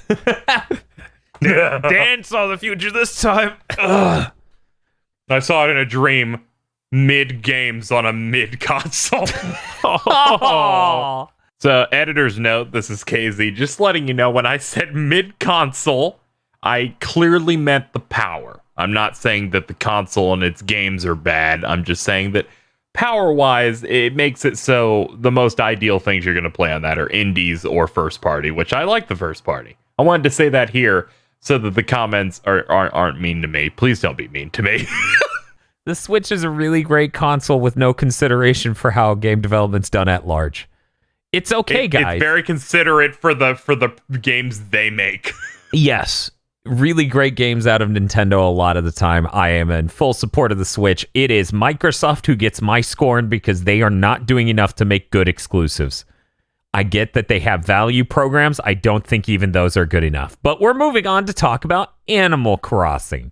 Animal Crossing. I heard you guys played Animal Crossing. How much did you play, Dan? I don't get to play Animal Crossing. I don't get joy. I'm making the rantas go. Oh. This is my first Animal Crossing. Mine too. Anybody else have it? Oh, okay. So this is the game KZ's tried the first of that's going to end up on our top 10. Yes. Not the only one. I've played them all. This is the best one. It's not even close. Which one of those was for last year for me? I can't remember. I'd have to look at the list. Fire Emblem? Fire Emblem. Yeah, Fire Emblem. Okay. All right. Casey's like, where did this meme come from? I demand to know. This can't be Yeah, real. I'm trying to no. remember. I was like, is he mentioning the Somnium Files? I'm like, that's a one-off. Could you imagine Dan's doing his deep cuts about AI, the Insomnium Files? Like, holy shit. Anyway, I'm like, whatever. This motherfucker put Ring Fit on there. yeah, exactly. And that's like the third in that franchise. You got Wii Fit. All Wii right, Fit, so Animal Crossing 2. The Reckoning. How's Animal Crossing going, you guys? The reason I like this one the most is because it gives you any sense of direction. It uses the Nook Mile system, and it consistently gives you goals other than the other ones, which felt way more just like, do anything, just slow. You can slowly work towards paying off your house, but other than that, do whatever. And I'm like, okay, that I'd like a little bit more direction, but sure. And this one gives you a lot of direction, and it pushes you towards doing things with the crafting system, which doesn't feel bad. Oh my god, I just realized it's past 10. I still can't go home to the store. I got built yesterday. Yeah. I didn't realize that there were time frames that you could go into certain places. So yeah, the store in that closes at 10 and opens up, I guess, at 5 a.m. I think 8? Oh god, it's not even at the start of a new day, because the start of a new day is like 5 a.m. Okay, I was wondering what time it switched over days, because I was doing a lot of stuff where it's like, okay, now midnight's gonna pass and I can do more stuff. No? That was my thought too. Oh. But You can no. still sell stuff at least, but you don't get the money until the next day. Also, it's weird that you can shop while that character is in the tent before you build the store at any time of day, but once you build the shop, he's like, nah, we got ours. Yeah, no, that's what I'm experiencing now. I haven't been able to get into a shop because I was used to the tent mode, and now it's like, oh, nah, not for me. I'm gonna be honest here. I looked it up before I bought it. If you could not time travel in this game, I would not have bought it. Oh my god, this is your first one. Why do you want to time travel? Don't you want to have the experience? Bob, the idea of the game that I bought saying I'm not allowed to play it anymore makes me want to crush their necks. Like, I want to see the thing happen. I'm playing now. I'm right here. I'm not like jumping. I'm not those people who like jump ahead 6 months to see what winter looks like, or those people that have duped items so they say, I've got 80 billion bells. But I want to see my house have that new room. Well, you gotta wait till tomorrow, KZ. But I'm not waiting till tomorrow, Bob. One last editor's note before we continue, just letting people know in terms of my time traveling, I've already reverted the clock back because I realized I'm not going to have enough time to play, so really there's no point in me skipping days anymore because there's no time. What's your take on this, Field? Do you time travel? He's gone. He's through the portal now. You just gotta wait. Did you throw it to me because Discord ate it? Yes. What's your take on time travel? Feel? I don't really care enough to do it. I have other things I can play. Yeah, I feel like there's so much to do. I haven't been able to get to the point where I'd even want to. Like, I see some people like, I time traveled all over. Here's my meticulously crafted island where you have to walk through an 18-minute long highway to get to my opulent mansion. And I'm like, that feels a little bit much. The game came out 4 days ago. Time traveling is the equivalent of making out with your girlfriend for 1 minute and then whipping out your dick and jerking off and be like, yeah, I've had sex. I'm enjoying Animal Crossing. This is how it's meant to be done. Yeah, I think there's levels to how you would do time traveling in that. I don't time travel more than maybe 2 days per day. Where it's like, okay, I've got stuff done, but I want that bridge to be built. I'd like to see what that new villager is going to be. I'd like them to not be in a tent anymore. What if you ever went back to the regular time for your Switch? Like, how much will that screw it up? I've looked into that, and it sounds like it does roll some shit back, and it's kind of bad and weird. Also, if you time, I know this was the thing in the 3DS one. If you time travel at all, it destroys all turnips in existence. I assume turnips are good. You don't want to lose those. Yeah. I picked up cherries today. I like my crowning achievement in Animal Crossing so far has been I've got a house and I have a diner sign that says "We're here" on it, and I'm like, I found that in a tree. Yeah, we have Guy Kazieri over here. Oh, no. What's up? The island of Flavor Town. Yeah. I wish I had that. I like it because not only do I time travel, I'm also really bad, so I can't even take advantage of anything properly. Yeah. So it's like Time travel I've does seen seem other like one of people the... who are like, I've gotten everything done faster. I'm like, I don't know. I'm fucking digging. I'm burying twigs by accident. Because this is your first game. Why are you time traveling when you don't know what to do? Because I've run out of things to do for the day, and I'm like, I don't want to stop playing the fucking game. I bought the game, Bob! Because Bob, he asked the internet what to do, and they told him to time travel. Oh, okay. The internet didn't tell me to time travel. What happened is, what I was like, maybe I'll time travel. People said, no, you got to play the game this way. And I went, you motherfuckers. And then that made me want to time travel. And now you have now you have an island full of sticks buried in the ground because you had a stroke. Okay, that is not because I had a stroke. That's because I'm brain dead and decide that I'm gonna start digging shit when I have no inventory space. I guess I'll throw these sticks in my pocket into the hole, then dig them up confused. Who put this stick here? Did you, hey Casey, did you figure out the single most insane thing about Animal Crossing, how rocks work? What part? How they have each rock has a timer. Yes. Wait, what's going on with the rocks? When you hit a rock with like a hammer, it starts an internal clock of how, and when that clock is done, you can't get anything out of it. And because of the recoil of hitting the rock moves you backward, they're supposed to stop you from getting a lot. So what you do is you dig a hole behind you so it can't recoil you because you'd fall into the hole. So they can't do that. So you just put the hole behind you and you can keep whacking at it. Oh my god. That's how you get the most money from money rocks, also the most items, because it's for items too. Yeah, no, I need to do that. I need to get more, because luckily, thanks to channel viewer Shibuya Gato, I was able to get enough iron to make my store, which I still haven't gone to. But getting that iron, like, I got 16 or something before that, and it took forever, which is going to a bunch of different islands. If I knew I could get more out of them. That's the worst part. And that where it's like, it's daily content, but it's also a crapshoot whether or not you get the things you need. Well, you can keep going to other islands, and then that's the way you can get more out of it. You must be a traveler. But then you need the Nook miles to go to the islands. That's like 2,000. And if you're doing enough of the Nook money points, there's a part of the thing where they're like, okay, you need to build this bridge, and we want to start getting new people in. So if you want today, you can do these 3 houses, and when they're done, like, people can move into them. And I'm like, let's see what we can do to get them all. And the last 2, it's like, you need iron nuggets. I'm like, I don't have those. They're like, we'll get the Nook miles. And I grinded like an hour to get enough to do it. And I'm like, please let there be rocks here.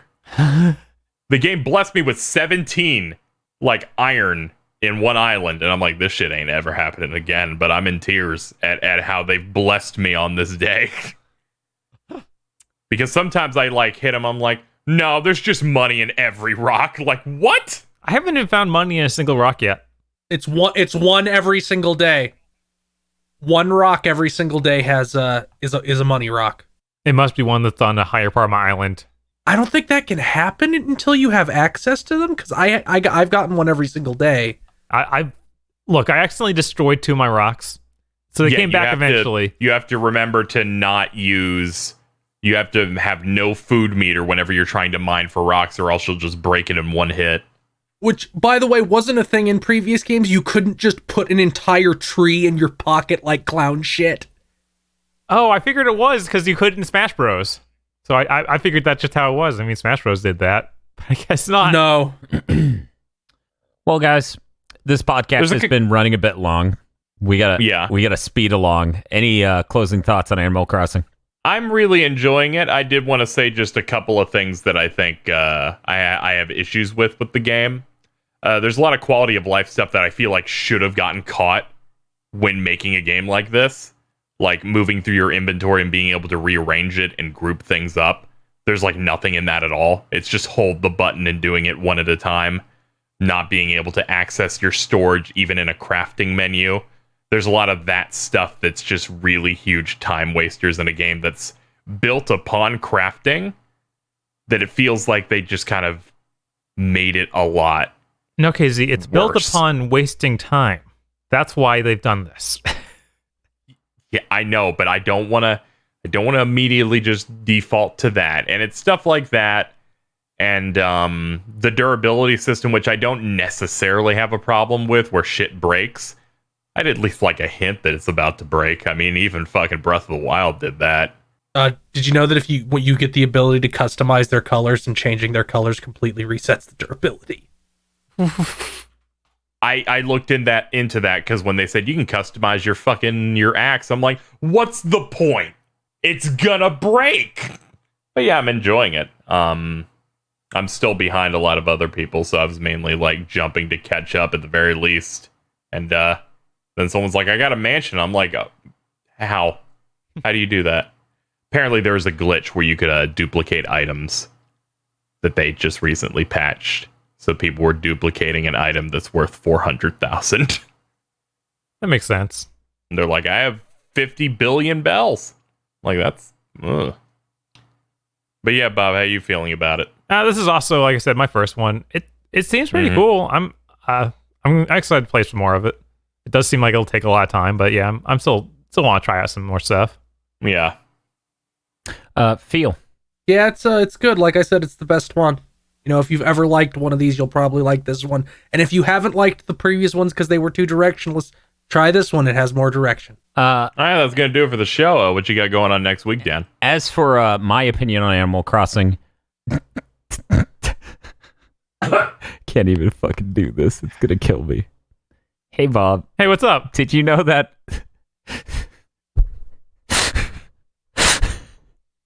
can't fucking do Pod Lord. Does it have something to do with cat dog? no, it actually...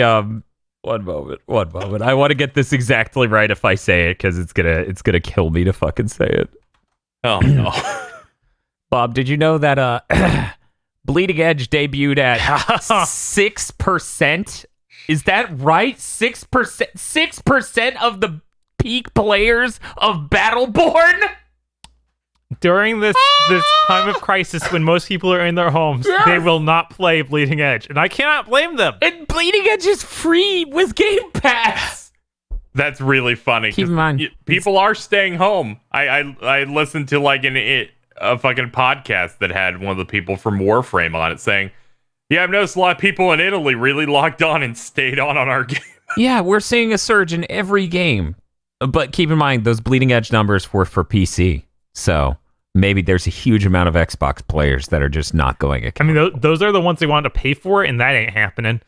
With Game Pass Ultimate, I might be able to play on PC. I don't know. I haven't looked into it. You can. I looked it up What while a you were bargain. talking about this. Oh, I was like, God. what if I shelled out for that? What would I get? Apparently, I get Bleeding Edge. Raw. Great. I need to wash that down with some crisp and refreshing Podlords Classic. Danny Richardson. E. Lee Broyles. Texas man goes to CBT Island, which presumably is an island in the sea that makes tea with honey, based on this spelling. The Podlord just says, and Bob, you'll love this, I'm the Recharger. Oh, no. People watch a Bleeding Edge stream and just change their name to terrible quotes. That's terrible. Dank Mormons. Red Blaze 27. Bravely Jucifer. Suzu Shiro. Emperor Zero. Yeah. Shibuya Jinjo. Oh, no. This is a nightmare. I don't want to look at this. Is it Kominjo? Is it the Kominjo? It's worse than Shibuya went up to my bulletin board, and wrote, please look forward to the Podlords tonight. There you go. no. There's- Okay. Oh no! Even worse. It's horrifying. It really is. Why are these Jin shows? Why do they keep invading? Jinjo Minjo. Jinjo, Minjo. KZ simping for Zavik. It's Zavok. Simp before Zavok. He's very cool. None of this is good, feel. That's why it's called war. It's a picture of Knuckle. Lady Popcorn. Maddie Mo forgot YouTube was run by mutants and apologizes. Thank you, Maddie Mo. We appreciate your apology for last week. This 240p shit is so fucking dire. I'll get into it. Yeah, that's not Crying. Seriously, though, when is Demix time? Never. Oh my god. This is, Oh shit. this is a lot to deal with. Is it him? Lo-fi Busey Radio, beats to relax study to. Just a Zag remix. Oh god! Oh, What is No. that in the background? Is that a cat? I don't know. It might Yeah. be teaching you how to crack Sony Vegas. I don't. Oh, you mean the? I have no idea. Mozzarella's Wonder Swan song in terms of console puns. See, because it's the Wonder Swan, but it's also a swan song because this is the last one that they could think of. Good. Good. You're like Zelda in the fucking CDI game. I'm dying. Good. Good. No, it's you've Yeah. killed me. Good. I didn't even notice this one. I'm so mad. I prepared for all the others emotionally. Oh, 101 Shades of Bleeding Edge. And it has the fucking keep calm and capture the point. So fucking stupid. God, this fucking game. WTF Spider-Man. Mr. I Like Bacon. Modern Wizard. This is fancy. I'm just gonna post it because it's cute. It's not supposed to harm. Sometimes we can post these because they're cute. Look at that. Very modern. Space age even. Ugh. No, it's good. Very raw. No, it's good. It's good. It's very good. This one is a bit more to deal with. Angry Bob Josters gives Karnov's Revenge a badass seal of approval. See, it's Karnov, Oh my god. but it's also Angry Joe, and he's giving his And he own has the game. badass glasses. Yep, it's a whole lot to deal with. why? I give Bleeding Edge the badass seal of approval. Shut the fuck up. Shut the fuck up. DFW3K praises the return of Bleach and plays DMC4 or something. Voltic.exe and Chase Ray. Thank you very much to our podlords. Thank you, Pablo. Thank you, podlord. Thank you. Thank you, Podlords. And if you would like to become a Podlord or just in general support us, you can go to our Patreon at patreon.com/gbpodcast. In addition to the possibility of becoming a Podlord, for as little as $5 a month, you get benefits such as Cursed Content Club commentary tracks where we suffer through bad movies, Cursed Content by Committee, our viewer-voted cursed content show where you pick which knife we will stab ourselves with, early access to Mondo Cool, a show where we give many things numbers, some of which will maybe be higher than 1 someday.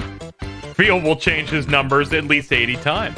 Extended armchair dev pitches, and also the most important benefit of all, the knowledge you have pushed us closer to the gaping chasm that is Bleach. That is patreon.com/gbpodcast. That's right, everyone. Fund the channel so that way you can keep us indoors, but also getting way closer to this fucking crevice in the ground that leads straight to hell that is Bleach. Thank you very much. Oh, I get it. It's a reference to Bleach Movie 4, Hellverse. Good movie. Yes, I made a Bleach reference. I did. Yeah, you did. That's a thing You I've did. ever done. You did. That's a good one. They got a really good orchestra for that soundtrack. We have a fuckload of news, so it's time to kick this shit into overdrive. We're starting it off with the most important news of the day. Guess what, Bob? What's that? I was right, everyone. Suck my dick. Oh, no. Well, if you insist. The PS5 back-compat is exactly what I said it was on Twitter when I caught a shitload of fuck from random assholes who said, hey, you're trying out here, stand out here and clarify stuff, but you're the one actually spreading FUD. And then they crawled into my DMs and sent me 10 DMs. It's great. I got a little bit of that, but I just muted anyone who disagreed with me. Oh, no. Since then, I have been muting more people than ever on Twitter. It's nuts. I'm not a person who's ever for, like, muting people, but it is getting bad out there. Console wars are alive and real. People fucking suck. It's so terrible. I think I got one of those that effectively told me, you seem pretty sure of yourself, and then linked the PlayStation blog, so I just muted them. Oh, yeah, I think I was tagged in that one, too. Anyway, it is exactly what I said. Those legacy modes can shift the PS5 into a PS4 performance level or a PS4 Pro performance level and play those games just fine. The thing they're trying to test out to make sure it works on every game is the PS5 level performance. As I said in my episode of The Rant Is Go, if you haven't seen that, go watch that. Feel you have written under suck my dick, literally everyone. It's coming. Yes, because Sony put up the PS5 website today, and in Japan at least, it just had in big text, "It's coming." The PS5, it's so fast, it's coming. But don't you think the messaging is bad? They did not say in the sentence of the 4,000 games will be playable at launch. They didn't put the at launch there. It's very unclear. Yeah, it's very unclear what large paragraphs of text mean and how they can interact with each other to have a more complex meaning than a sentence that some journalist shotgunned onto a fucking website. It's so complicated that's so having fucking context. pitiful. If you're a journalist and you wrote any variant of that, it's still unclear. Fuck you. Yeah, basically. Just take the L. Just take the L. You're so... No, I might not be wrong. I'm going to twist myself into a pretzel about how I'm not wrong. And then at the end of all of it, they said, well, Sony really did a bad job with messaging with the road to PS5. And it's like, no, the PlayStation blog did a shitty job of writing a blog afterwards, which is, you know, Sony's fault for sure.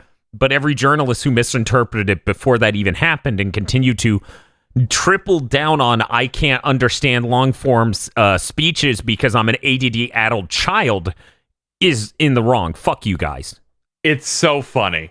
Like, listening to people talk about it's so funny because they've evolved into this way of talking about it where it's they don't want to expose the fact that they're dumb, but also, you know, downplay the fact that this is a thing that has a lot of value, like this talk. So they go, it was really interesting, and I really got a lot out of it, and I thought it was really fascinating to learn about the specs and everything.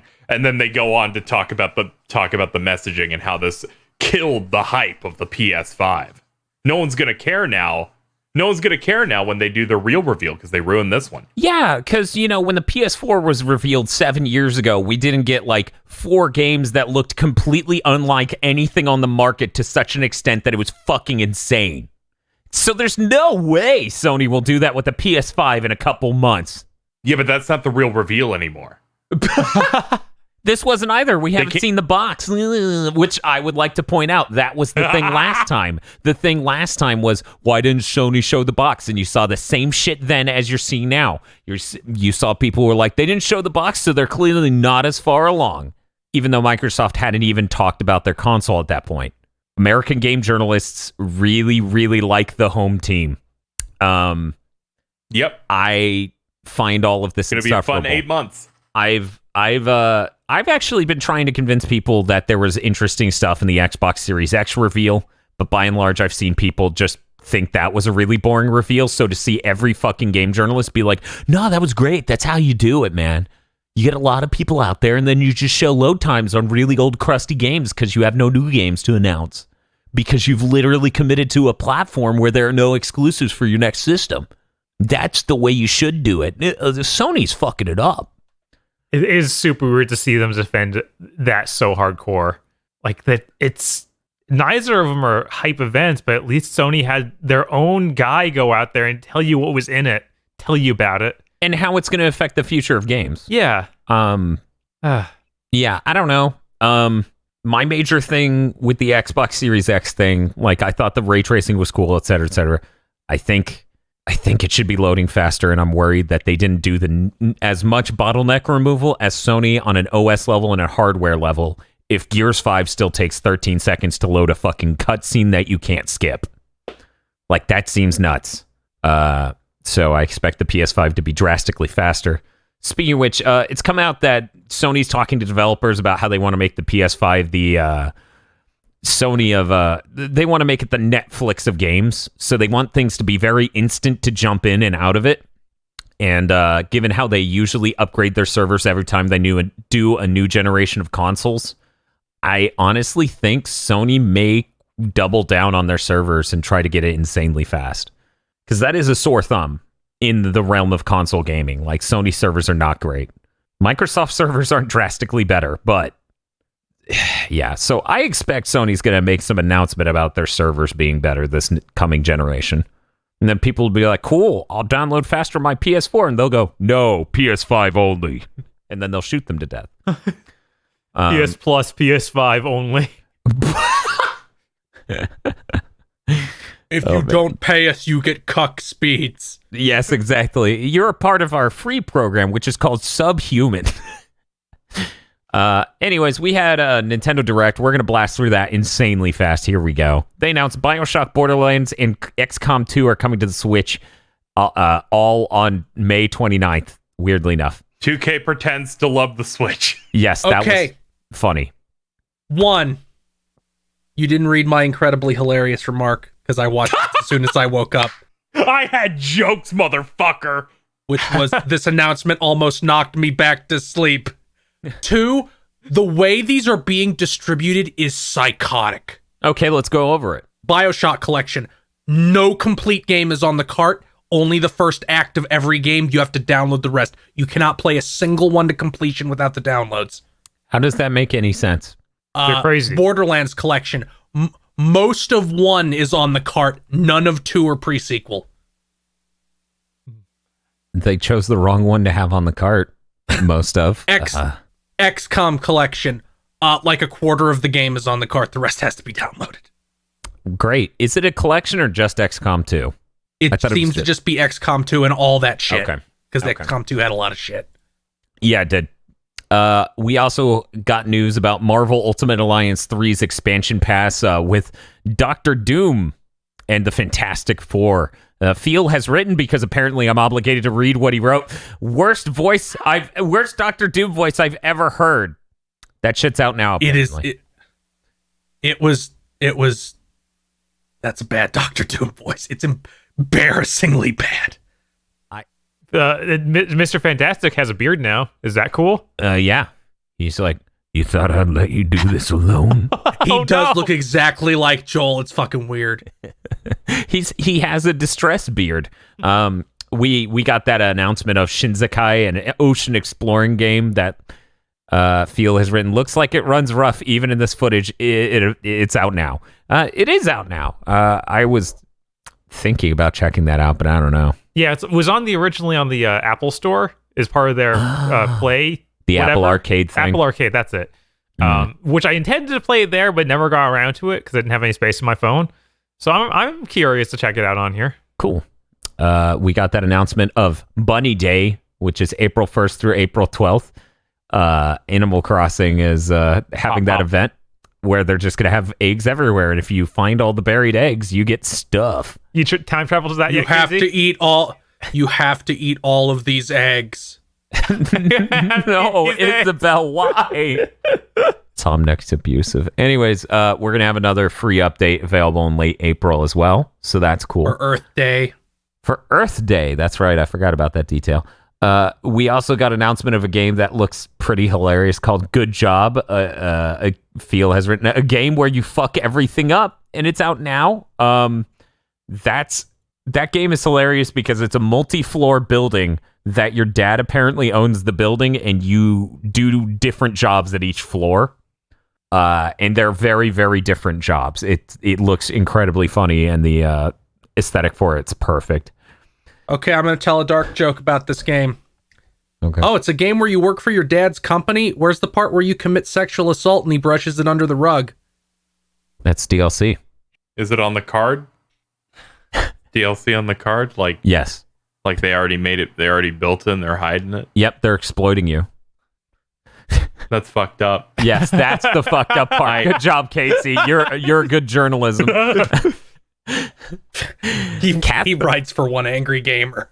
Oh, God. Okay. Catherine Full Body is out on July 7th. We actually got the limited edition of that for the PS4 recently. We found it in a dumpster fire. Isn't that right, Bob? Exactly. Ring Fit Adventure had a hype-ass announcement of a rhythm game mode featuring a lot of Breath of the Wild, Splatoon, and Mario Odyssey music. So that's really cool. I'm excited to see a stream of that. It's going to happen. You bet your ass.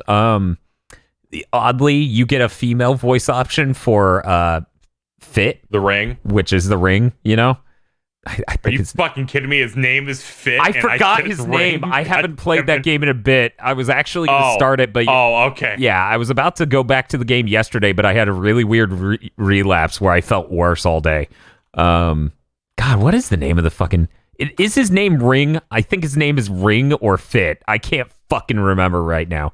Anyway, that's not important. What's important is they have a jogging option. That's neat. That update's out now, is what they said, but then I checked and I tried to download an update. Didn't find one.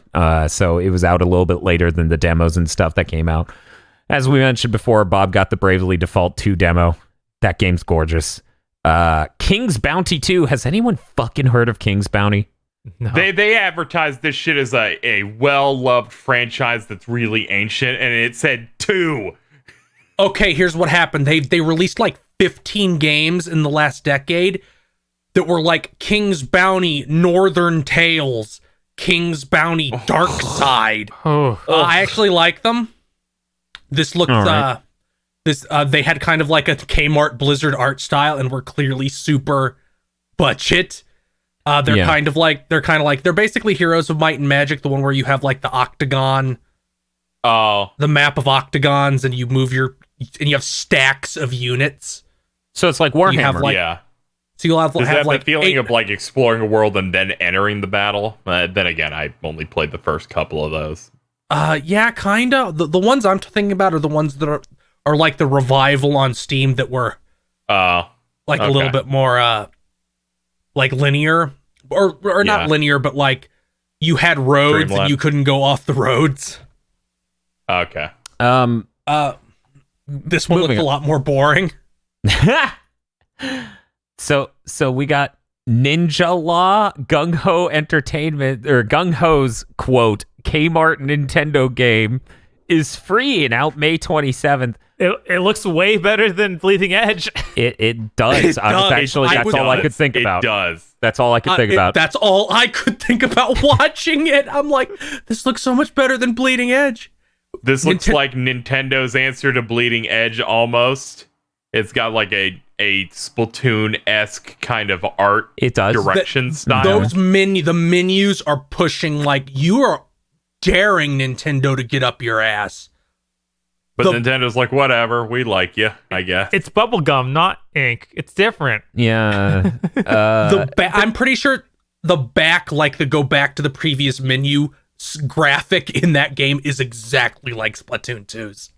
But yeah, it has a very Splatoon aesthetic, and it looks polished, like it runs relatively well, and it's a multiplayer like action game. So yeah, it is very much in the same wheelhouse as a Bleeding Edge from the looks of it, and it's free, which makes sense. Microsoft really should have made that game free. Anyways, we're gonna move on. We're just gonna keep our head down and move on. We didn't talk about it, but Jedi Knight, Jedi Academy is out, but Episode 1 Racer is coming soon. Yeah. And that's Episode 1 Racer. That's the N64 game. Yeah. That's not the PS2 game. That's Right? a different game that has a different name. That's Racer Revenge. Yeah, that's Racer Revenge. I watched that video. That video was kind of a nightmare. PS2 emulation of the PS4 is perfect. Yes, definitely. Perfect. It's perfect. I'm sure they'll have it figured out for the PS5. Honestly, I have a lot of reason to believe that, but we're going to keep our head down and keep moving on.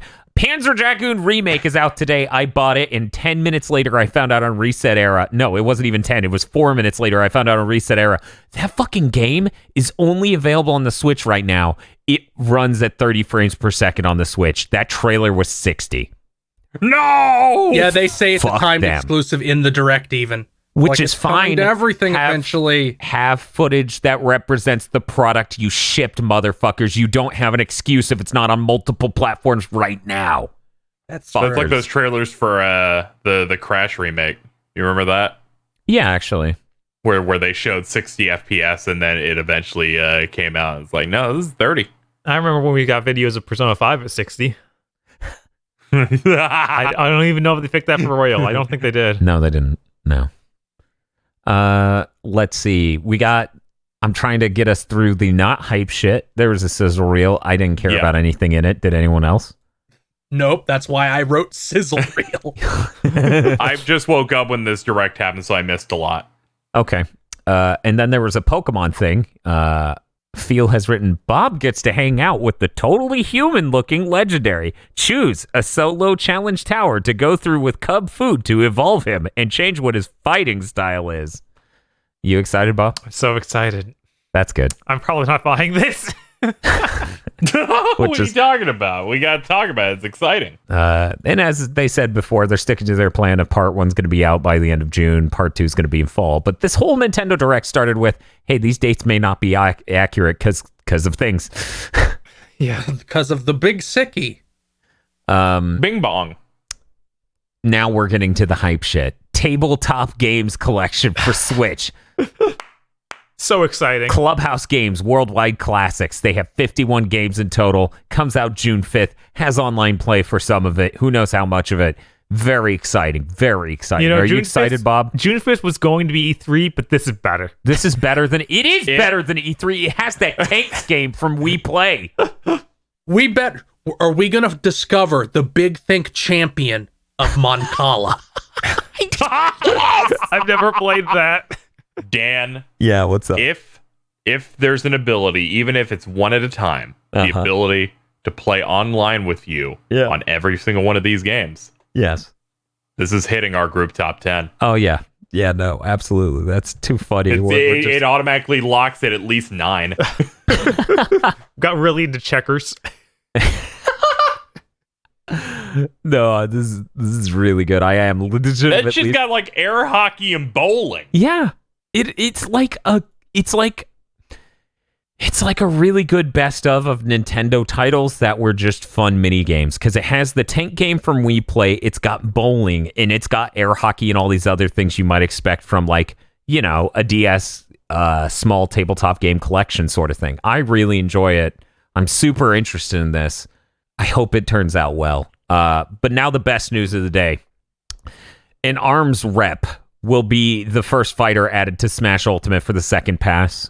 It will be announced and released in June. To celebrate I got really excited about this. Nintendo Online members get a free trial of ARMS from today until April 6th. Is it really from today? Yeah, they said March 26th. Yeah. Oh, fuck. They had announced this trial a little bit ahead of the Direct as well. Like, people saw that they were doing some sort of free thing. That's great. You guys should play ARMS with us. That game's really fun.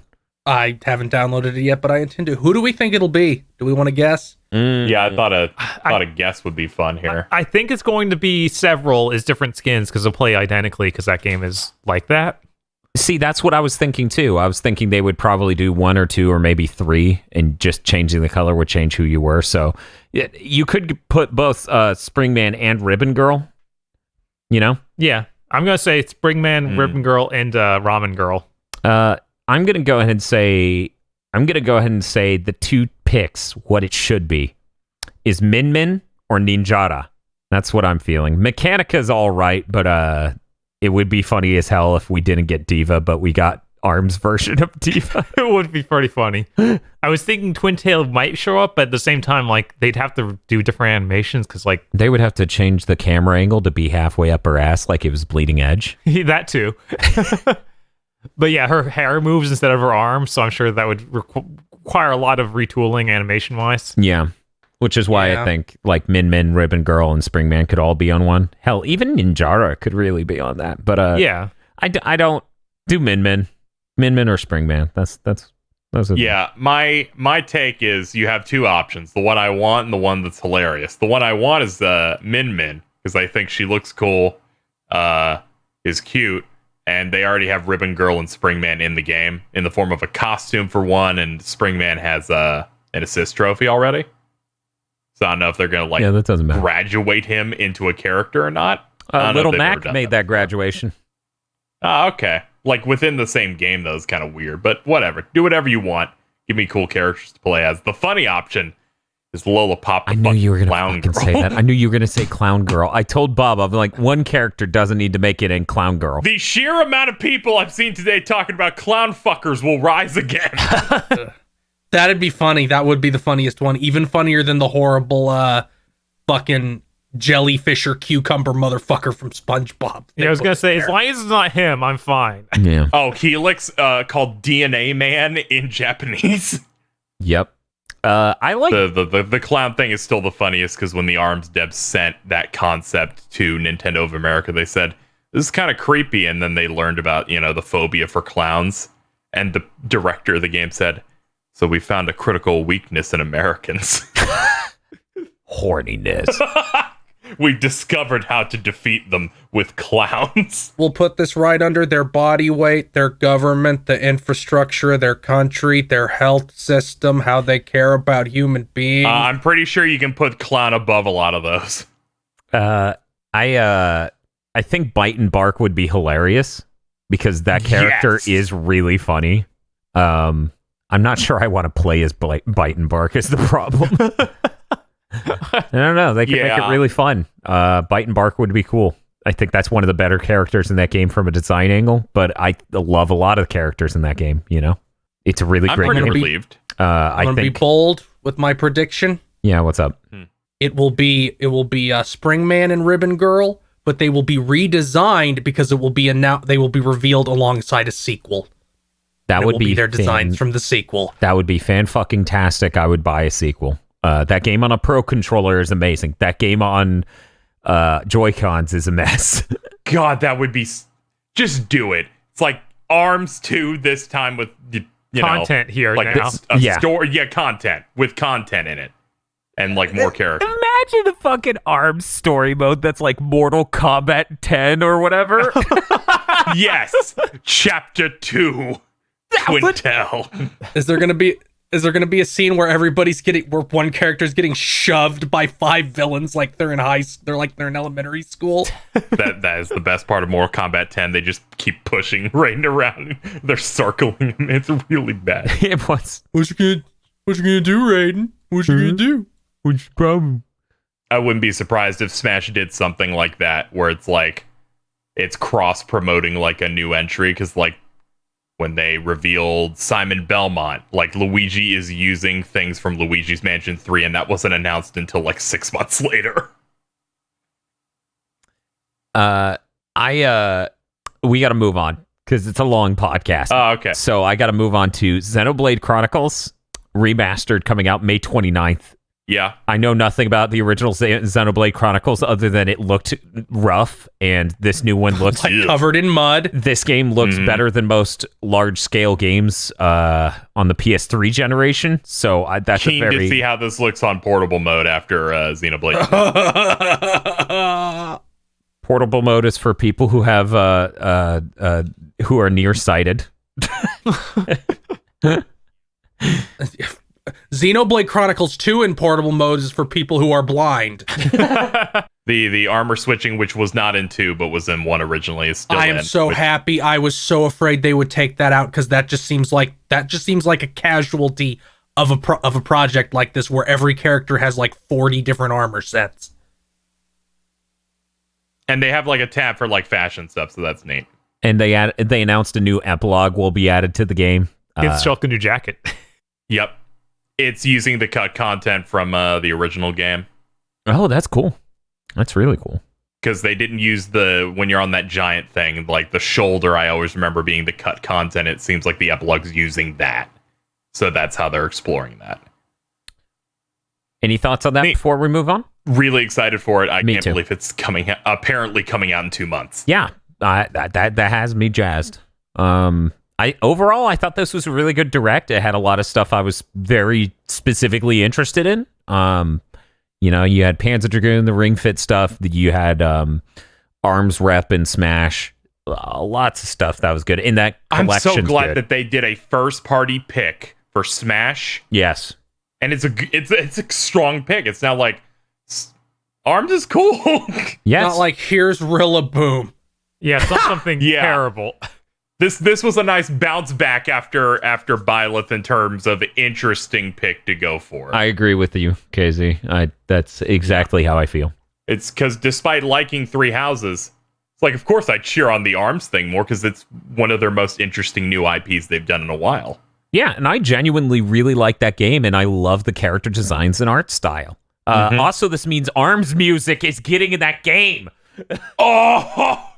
And Arms music is some of the hypest shit if you've never heard it.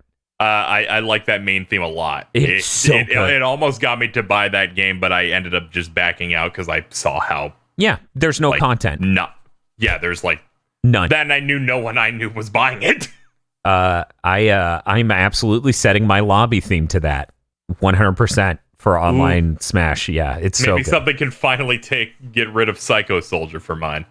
Yeah, for me, it's a Sonic song, His World. Yep, Kino, very good. KZ, we got to talk about Sega's newest marketing failure. We got to talk about the disappointment that is Sega Sanjiro's son, Sega Shiro. Yeah, to celebrate the 60th anniversary, they were teasing it, a silhouette of some kung fu dude. It's the son of Sega Sanjiro, both in the commercials and in real life. Yes, it's Maito Fujioka, who is the son of Hiroshi Fujioka, who was Sagata Sanjiro. That's cool. This marketing campaign sucks. The dude just says Sega Doyo over and over. That is not as cool as throwing children for not buying a console. Yeah, no, True. they really should have started this with him judoing someone. Anyone. God, Or anything. Anything. God, is this really going to be the combat kids of fucking marketing campaigns? Yes. Oh, It's bad. I disapprove. I like the Soul Sega Calibur 5 of marketing campaigns. Yes, I like Sega Sanjiro. I think it's funny. I think there's room to do something related to that involving his son. Why did you make his son such a lame asshole in this commercial? Maybe it's the beginning of the legacy. Yeah, they should have a good beginning. Let's move on. Guilty Gear Strive smashed 2 character reveals into one trailer, making it a massive 1 minute and 8 second trailer. Yes, all it meant was you shot even less of these characters than you normally do. Yeah. Because it's 1 minute and 7 seconds, and I think at least 27 seconds were not the game. Yeah. I was really disappointed. I wanted to see more of this. Got Milia, Rage, and Zato. Zato 1. Hey, Bob. What's up? Have you figured out the pun yet? Zato 1. Zatoichi. Okay. We're good. How many years? 20? Too many, yeah. 20 years. Good lord. And I've watched Satoichi movies.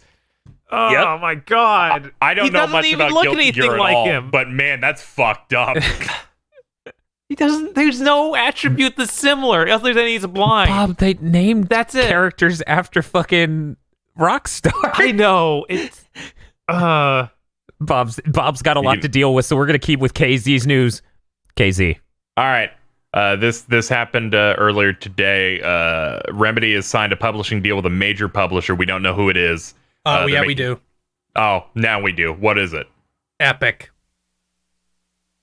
First game from the Epic publishing deal will be a AAA multiplat targeting next gen, and then they're going to make a second game that will be smaller scale that will be using the same IP as that game. Alan Wake. Alan Wake. Alan Wake. Alan Wake. Alan Wake. AAA Alan Wake followed by Alan Wake spinoff. That's what it was last time.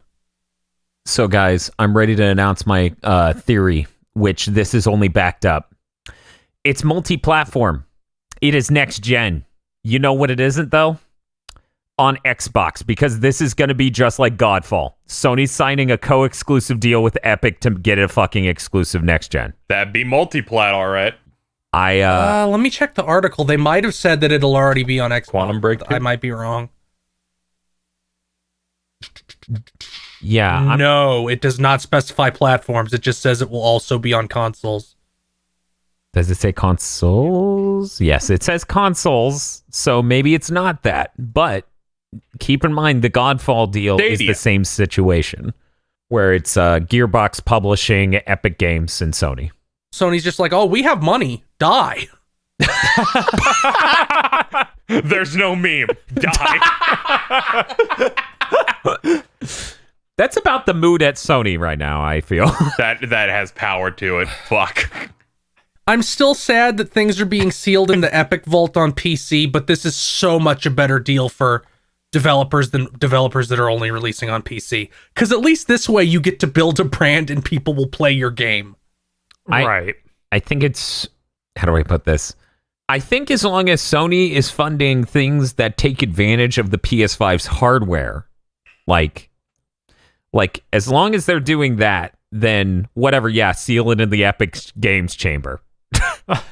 It can escape eventually, in theory. Yeah, like I think Tim Sweeney is a dickhead and Epic sucks, but I'm like, hell yes, King. Fund these more niche things for 100% of their development costs, giving the developers no financial risk of their own. Go off. I will clap. And then they'll come to a platform that actually sell on months later, and that's fine. The usual delay you get on PC gaming anyway. Bob. What's up? Want me to tell you about Call of Duty Modern Warfare 2 campaign remaster, how it was rated in South Korea? Yeah, it was rated in South Korea. I honestly... Just say that again. That's exciting. Yeah. That's a good campaign. It's a good campaign. Anyone who doesn't think it's a good campaign cares way too much about plot holes. It's kind of funny because that's probably going to launch it alongside one of the most slipshot, pasted together Call of Duty games we've seen in years. It's almost like they're trying to compensate. Right. They was like, well, we need something. They're like, we're releasing 2 Call of Duty games this year. One of them's a remake. Wonder which one you'll buy. No, it's going to be just like last time. It was packaged in for an $80 version. Oh, well, they've got me by the dick then. Yes, that's their plan. It's time for Call of Duty Ghost 2. We're bringing the dog back. Well, feel dog AI. Feel I've been ready for that all year. You can ask Bob. I'm like fish AI. Just grab the dog's mouth and pull down. I can see it. I can see this shit now. Bob's playing Doom, and he's like, "This is pretty good." So, Bob, well, what's up, Dan? So the fish AI is like, "Oh man, here we go again." Yeah, no, that's about how it goes. Yeah.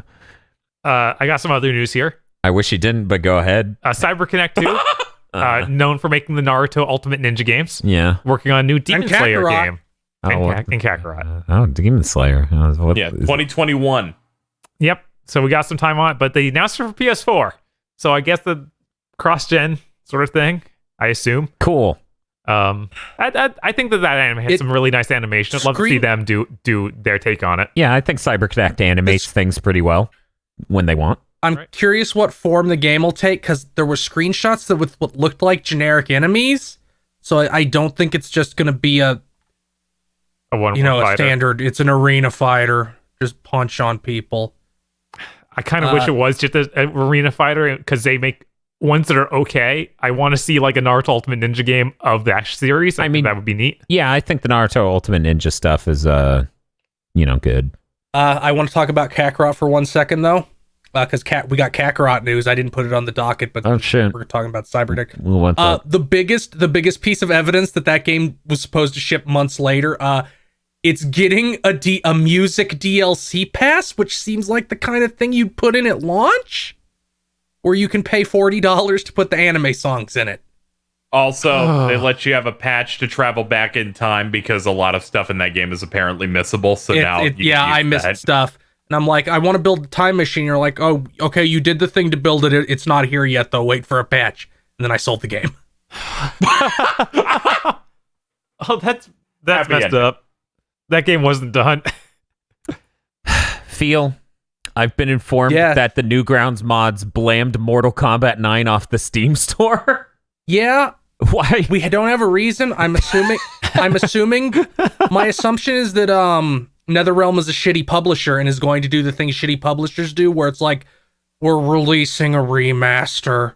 Well, technically, Take the original off. That would be WB. NetherRealm's just the dev. Oh, NetherRealm, yeah, just the dev. But to be fair, that's like a standard thing. To be fair, WB needs that right now because they've been letting like the fucking Rocksteady people work on a game for a whole gen. Yep. And they keep teasing that Batman game. Jen, it hasn't been a whole gen. It's been 5 years. Yeah, they're taking this game off like all the servers and stuff too. Like watching streams, like the PS3 version's online's just down now. Yeah, they have to be doing a PS4 and PS5 and certain version. online features, I guess, like news and updates, they just rip that out of the game so it doesn't do anything anymore. And doesn't Mortal Kombat 11 like end with them resetting the timeline again? Yeah. Oh god, it does. Yeah. God. What if they're like, here's Mortal Kombat 9 again. We're gonna make Mortal Kombat X2 with a completely different continuation. I am down for this because, full disclosure, my favorite fighting game story shit is Mortal Kombat because it's the most crackhead fighting game story of all time. It's so bad, and I love it. Bob, I think Nine's also my favorite cast of characters. The Mortal Kombat storytelling is like that guy who came into your game store a decade ago and was like, I know what's in Kingdom Hearts 3. Let me lay it out for you. I like 9 more than X or 11 because 9 gets you stuff like, that is one of Shao Kahn's Soulnados destroying the city. Just the factions in those games and all the shit going on, and I'll watch lore videos and I'm like, this is fucking bullshit. I love this. Yeah, no, it's hilarious. I'm like, they're trying really hard, but they're also making a nightmare. That's how you do that. We reset the timeline so we can bring back all the characters people liked. Kill them again. That's because, guys, why did you do it? That's that fine. Mortal Kombat 9 cutscene where they kill like 15 characters in 1 minute.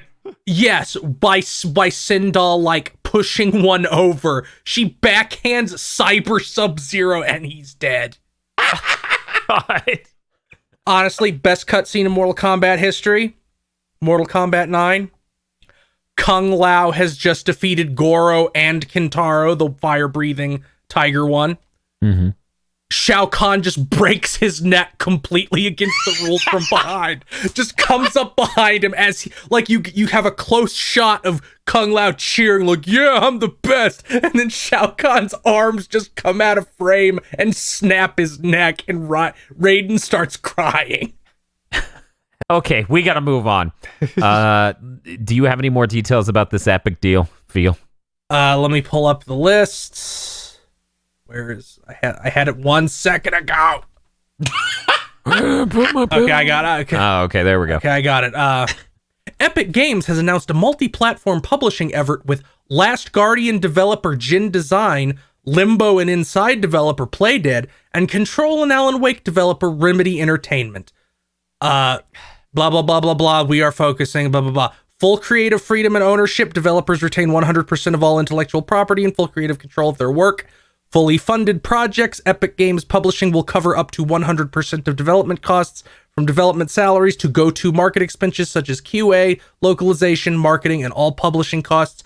50-50 profit sharing. I fucking lost my mind when you said Gen Design was the developer on The Last Guardian, and I went, excuse me? Yeah, right. They were backup, and they have like people who worked on Ico and Wow. Shadow of the Colossus in there. So now let me get this straight. Uh-huh. Epic Games now has a better first-party offering than Microsoft. I need to lie down.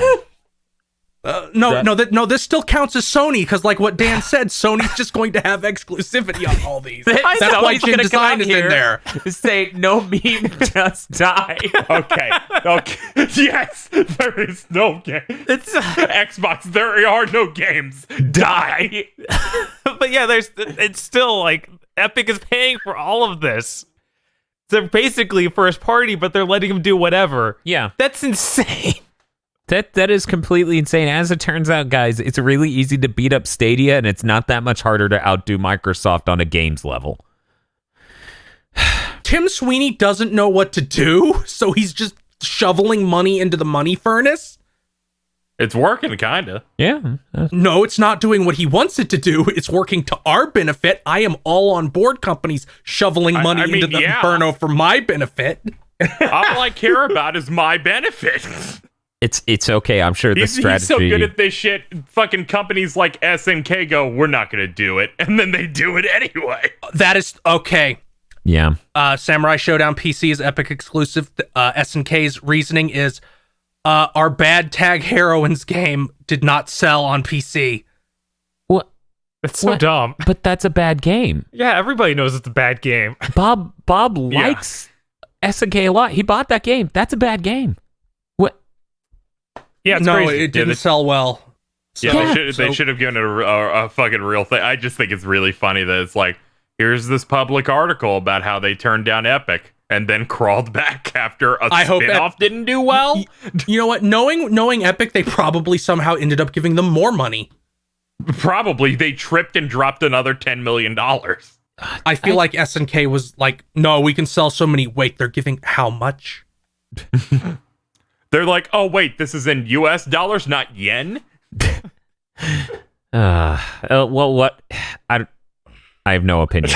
I have no opinion. At least it's already out on a console. You can go buy it there.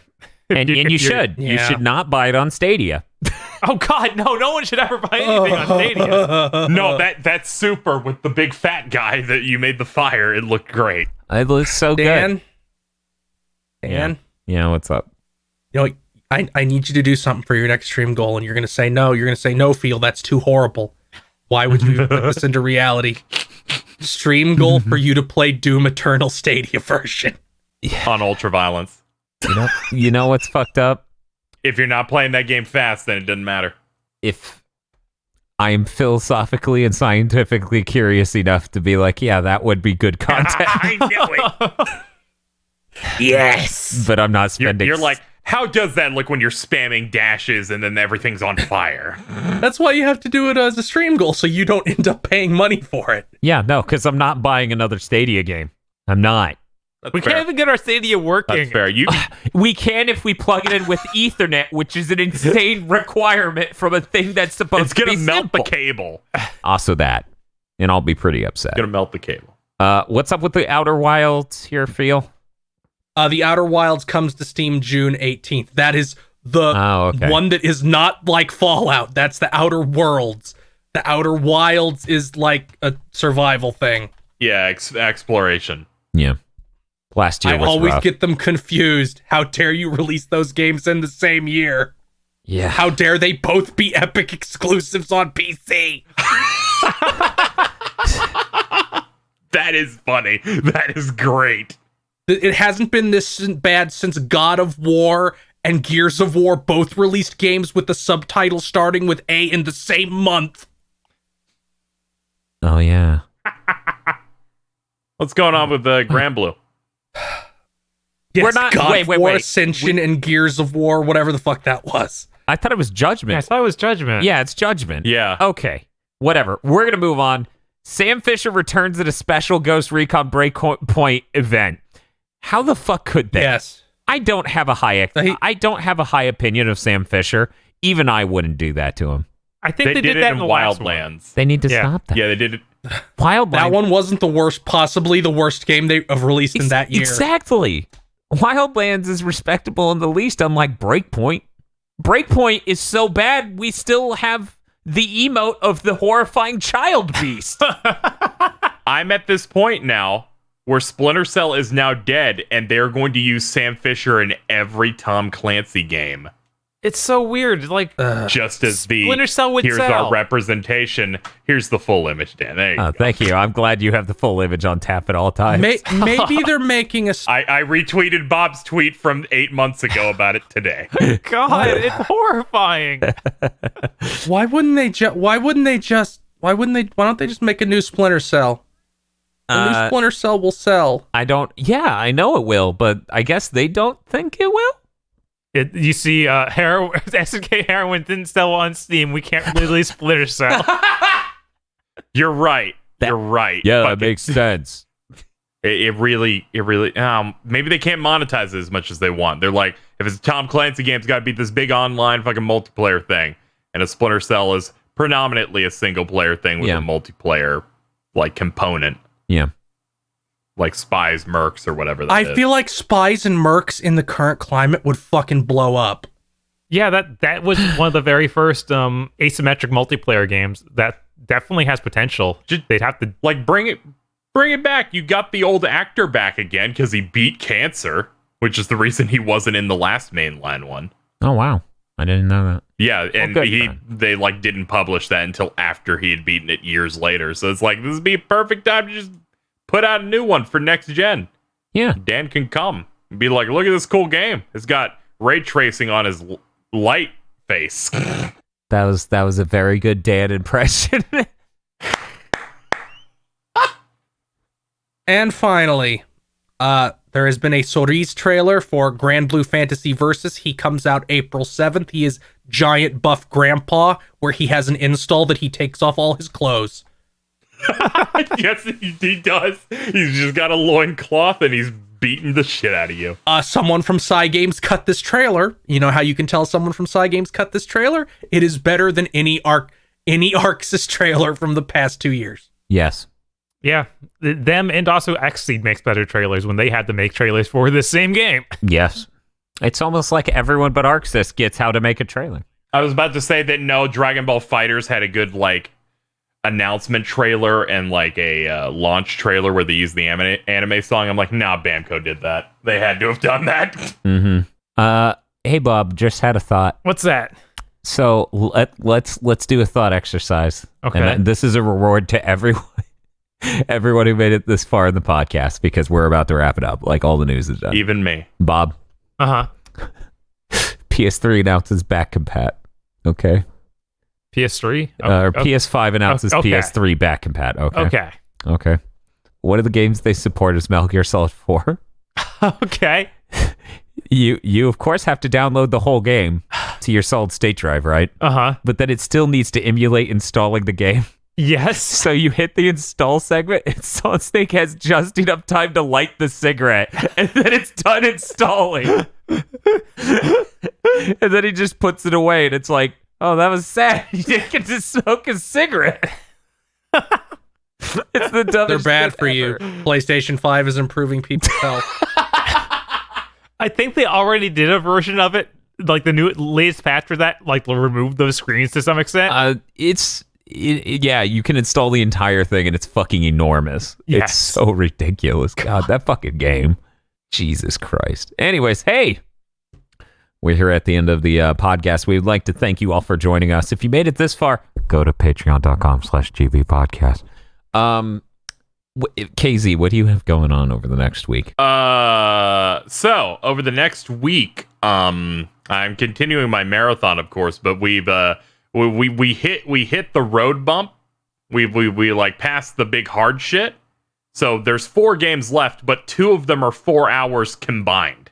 So really, there's only 2 games left. But we're gonna be speeding through that. I'll definitely be done before FF7 remake comes out. So it's like maybe a week and a half at most if I go slowly.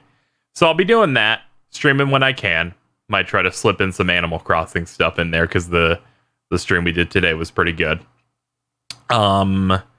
Videos are still coming out. My brain is telling me that I only have 1 video left that was pre-planned, so I have to figure out something to do with that. And these podcasts, we did 2 today, and I do both of those. Oh no! Oh no! I'll figure it out. Or die. Okay. Well, good luck on not dying. We will be what you got? releasing The Rant Is Go, at least one next week, and Button to Pixel will be making its return last Friday, relative to when you're hearing this. What was the last one of those? Button to Pixel, that was a year and 3 months ago. It was in December of 2018. Oh god, it was Smash, wasn't it? Yeah, it was. Guess No, what? So is the new one. Was? What? We're going to be testing. I gave that guy enough time to get his shit together. We're going to be testing that mod for Melee to see if it actually reduces the input. I thought you were going to test the Wired Pro controller. No, I already tested that. It's worse. No. This isn't debatable. This is just true. The Switch does not pull USB devices very fast. So if you make it send the signal over wired, it's worse. Stop doing that, everyone. Did you set the internal rendering resolution lower? Or whatever the fuck that lie was? Yeah, that was some bullshit. Anyway, so yeah, please look forward to the new The Rant Is Goes. I know everyone who's watched it has enjoyed it. They're all going to be very technical and trying to explain next-gen concepts while also clearing up a lot of the bullshit coming from some outlets. I don't like to start beef, but they've given me no option because my replies are filling with bullshit from people who are being misled. So they shot first. Saying someone got information wrong isn't starting beef. It's correcting someone. If their entire article is maliciously set up to misinform people because they have a bias, that is bullshit, and I'm going to check them on it. Eat them up. Hey, Phil, what you got going on? Yes. I will continue streaming Danganronpa 2, one of the most crackheaded games I have ever played in my entire life. Not even at the crackhead part yet. I struggle to think how something can be more crackheaded than Chapter 3. Yeah. Okay, yeah, maybe. There's some, yeah. Guess we'll find out. Yep. There, we're ending it on that. Why are you not? Is the passion gone? What? Passion to make a good product gone that you can't give me a funny? That wasn't funny. There's nothing funny about that, Dan. Let me tell you, Danganronpa's very serious. Let me tell you about crackheads, very serious. I'm hitting stop now. Thank you for listening to this episode of The Big Think Dimension. If you would like to support the GB Podcast Network, head on over to patreon.com/GB Podcast so that way you can get exclusive behind the scenes on stuff, other content. There's a lot of content. It's basically non-ending avalanche of content. So head on over there, become a $5 backer or a Podlord today.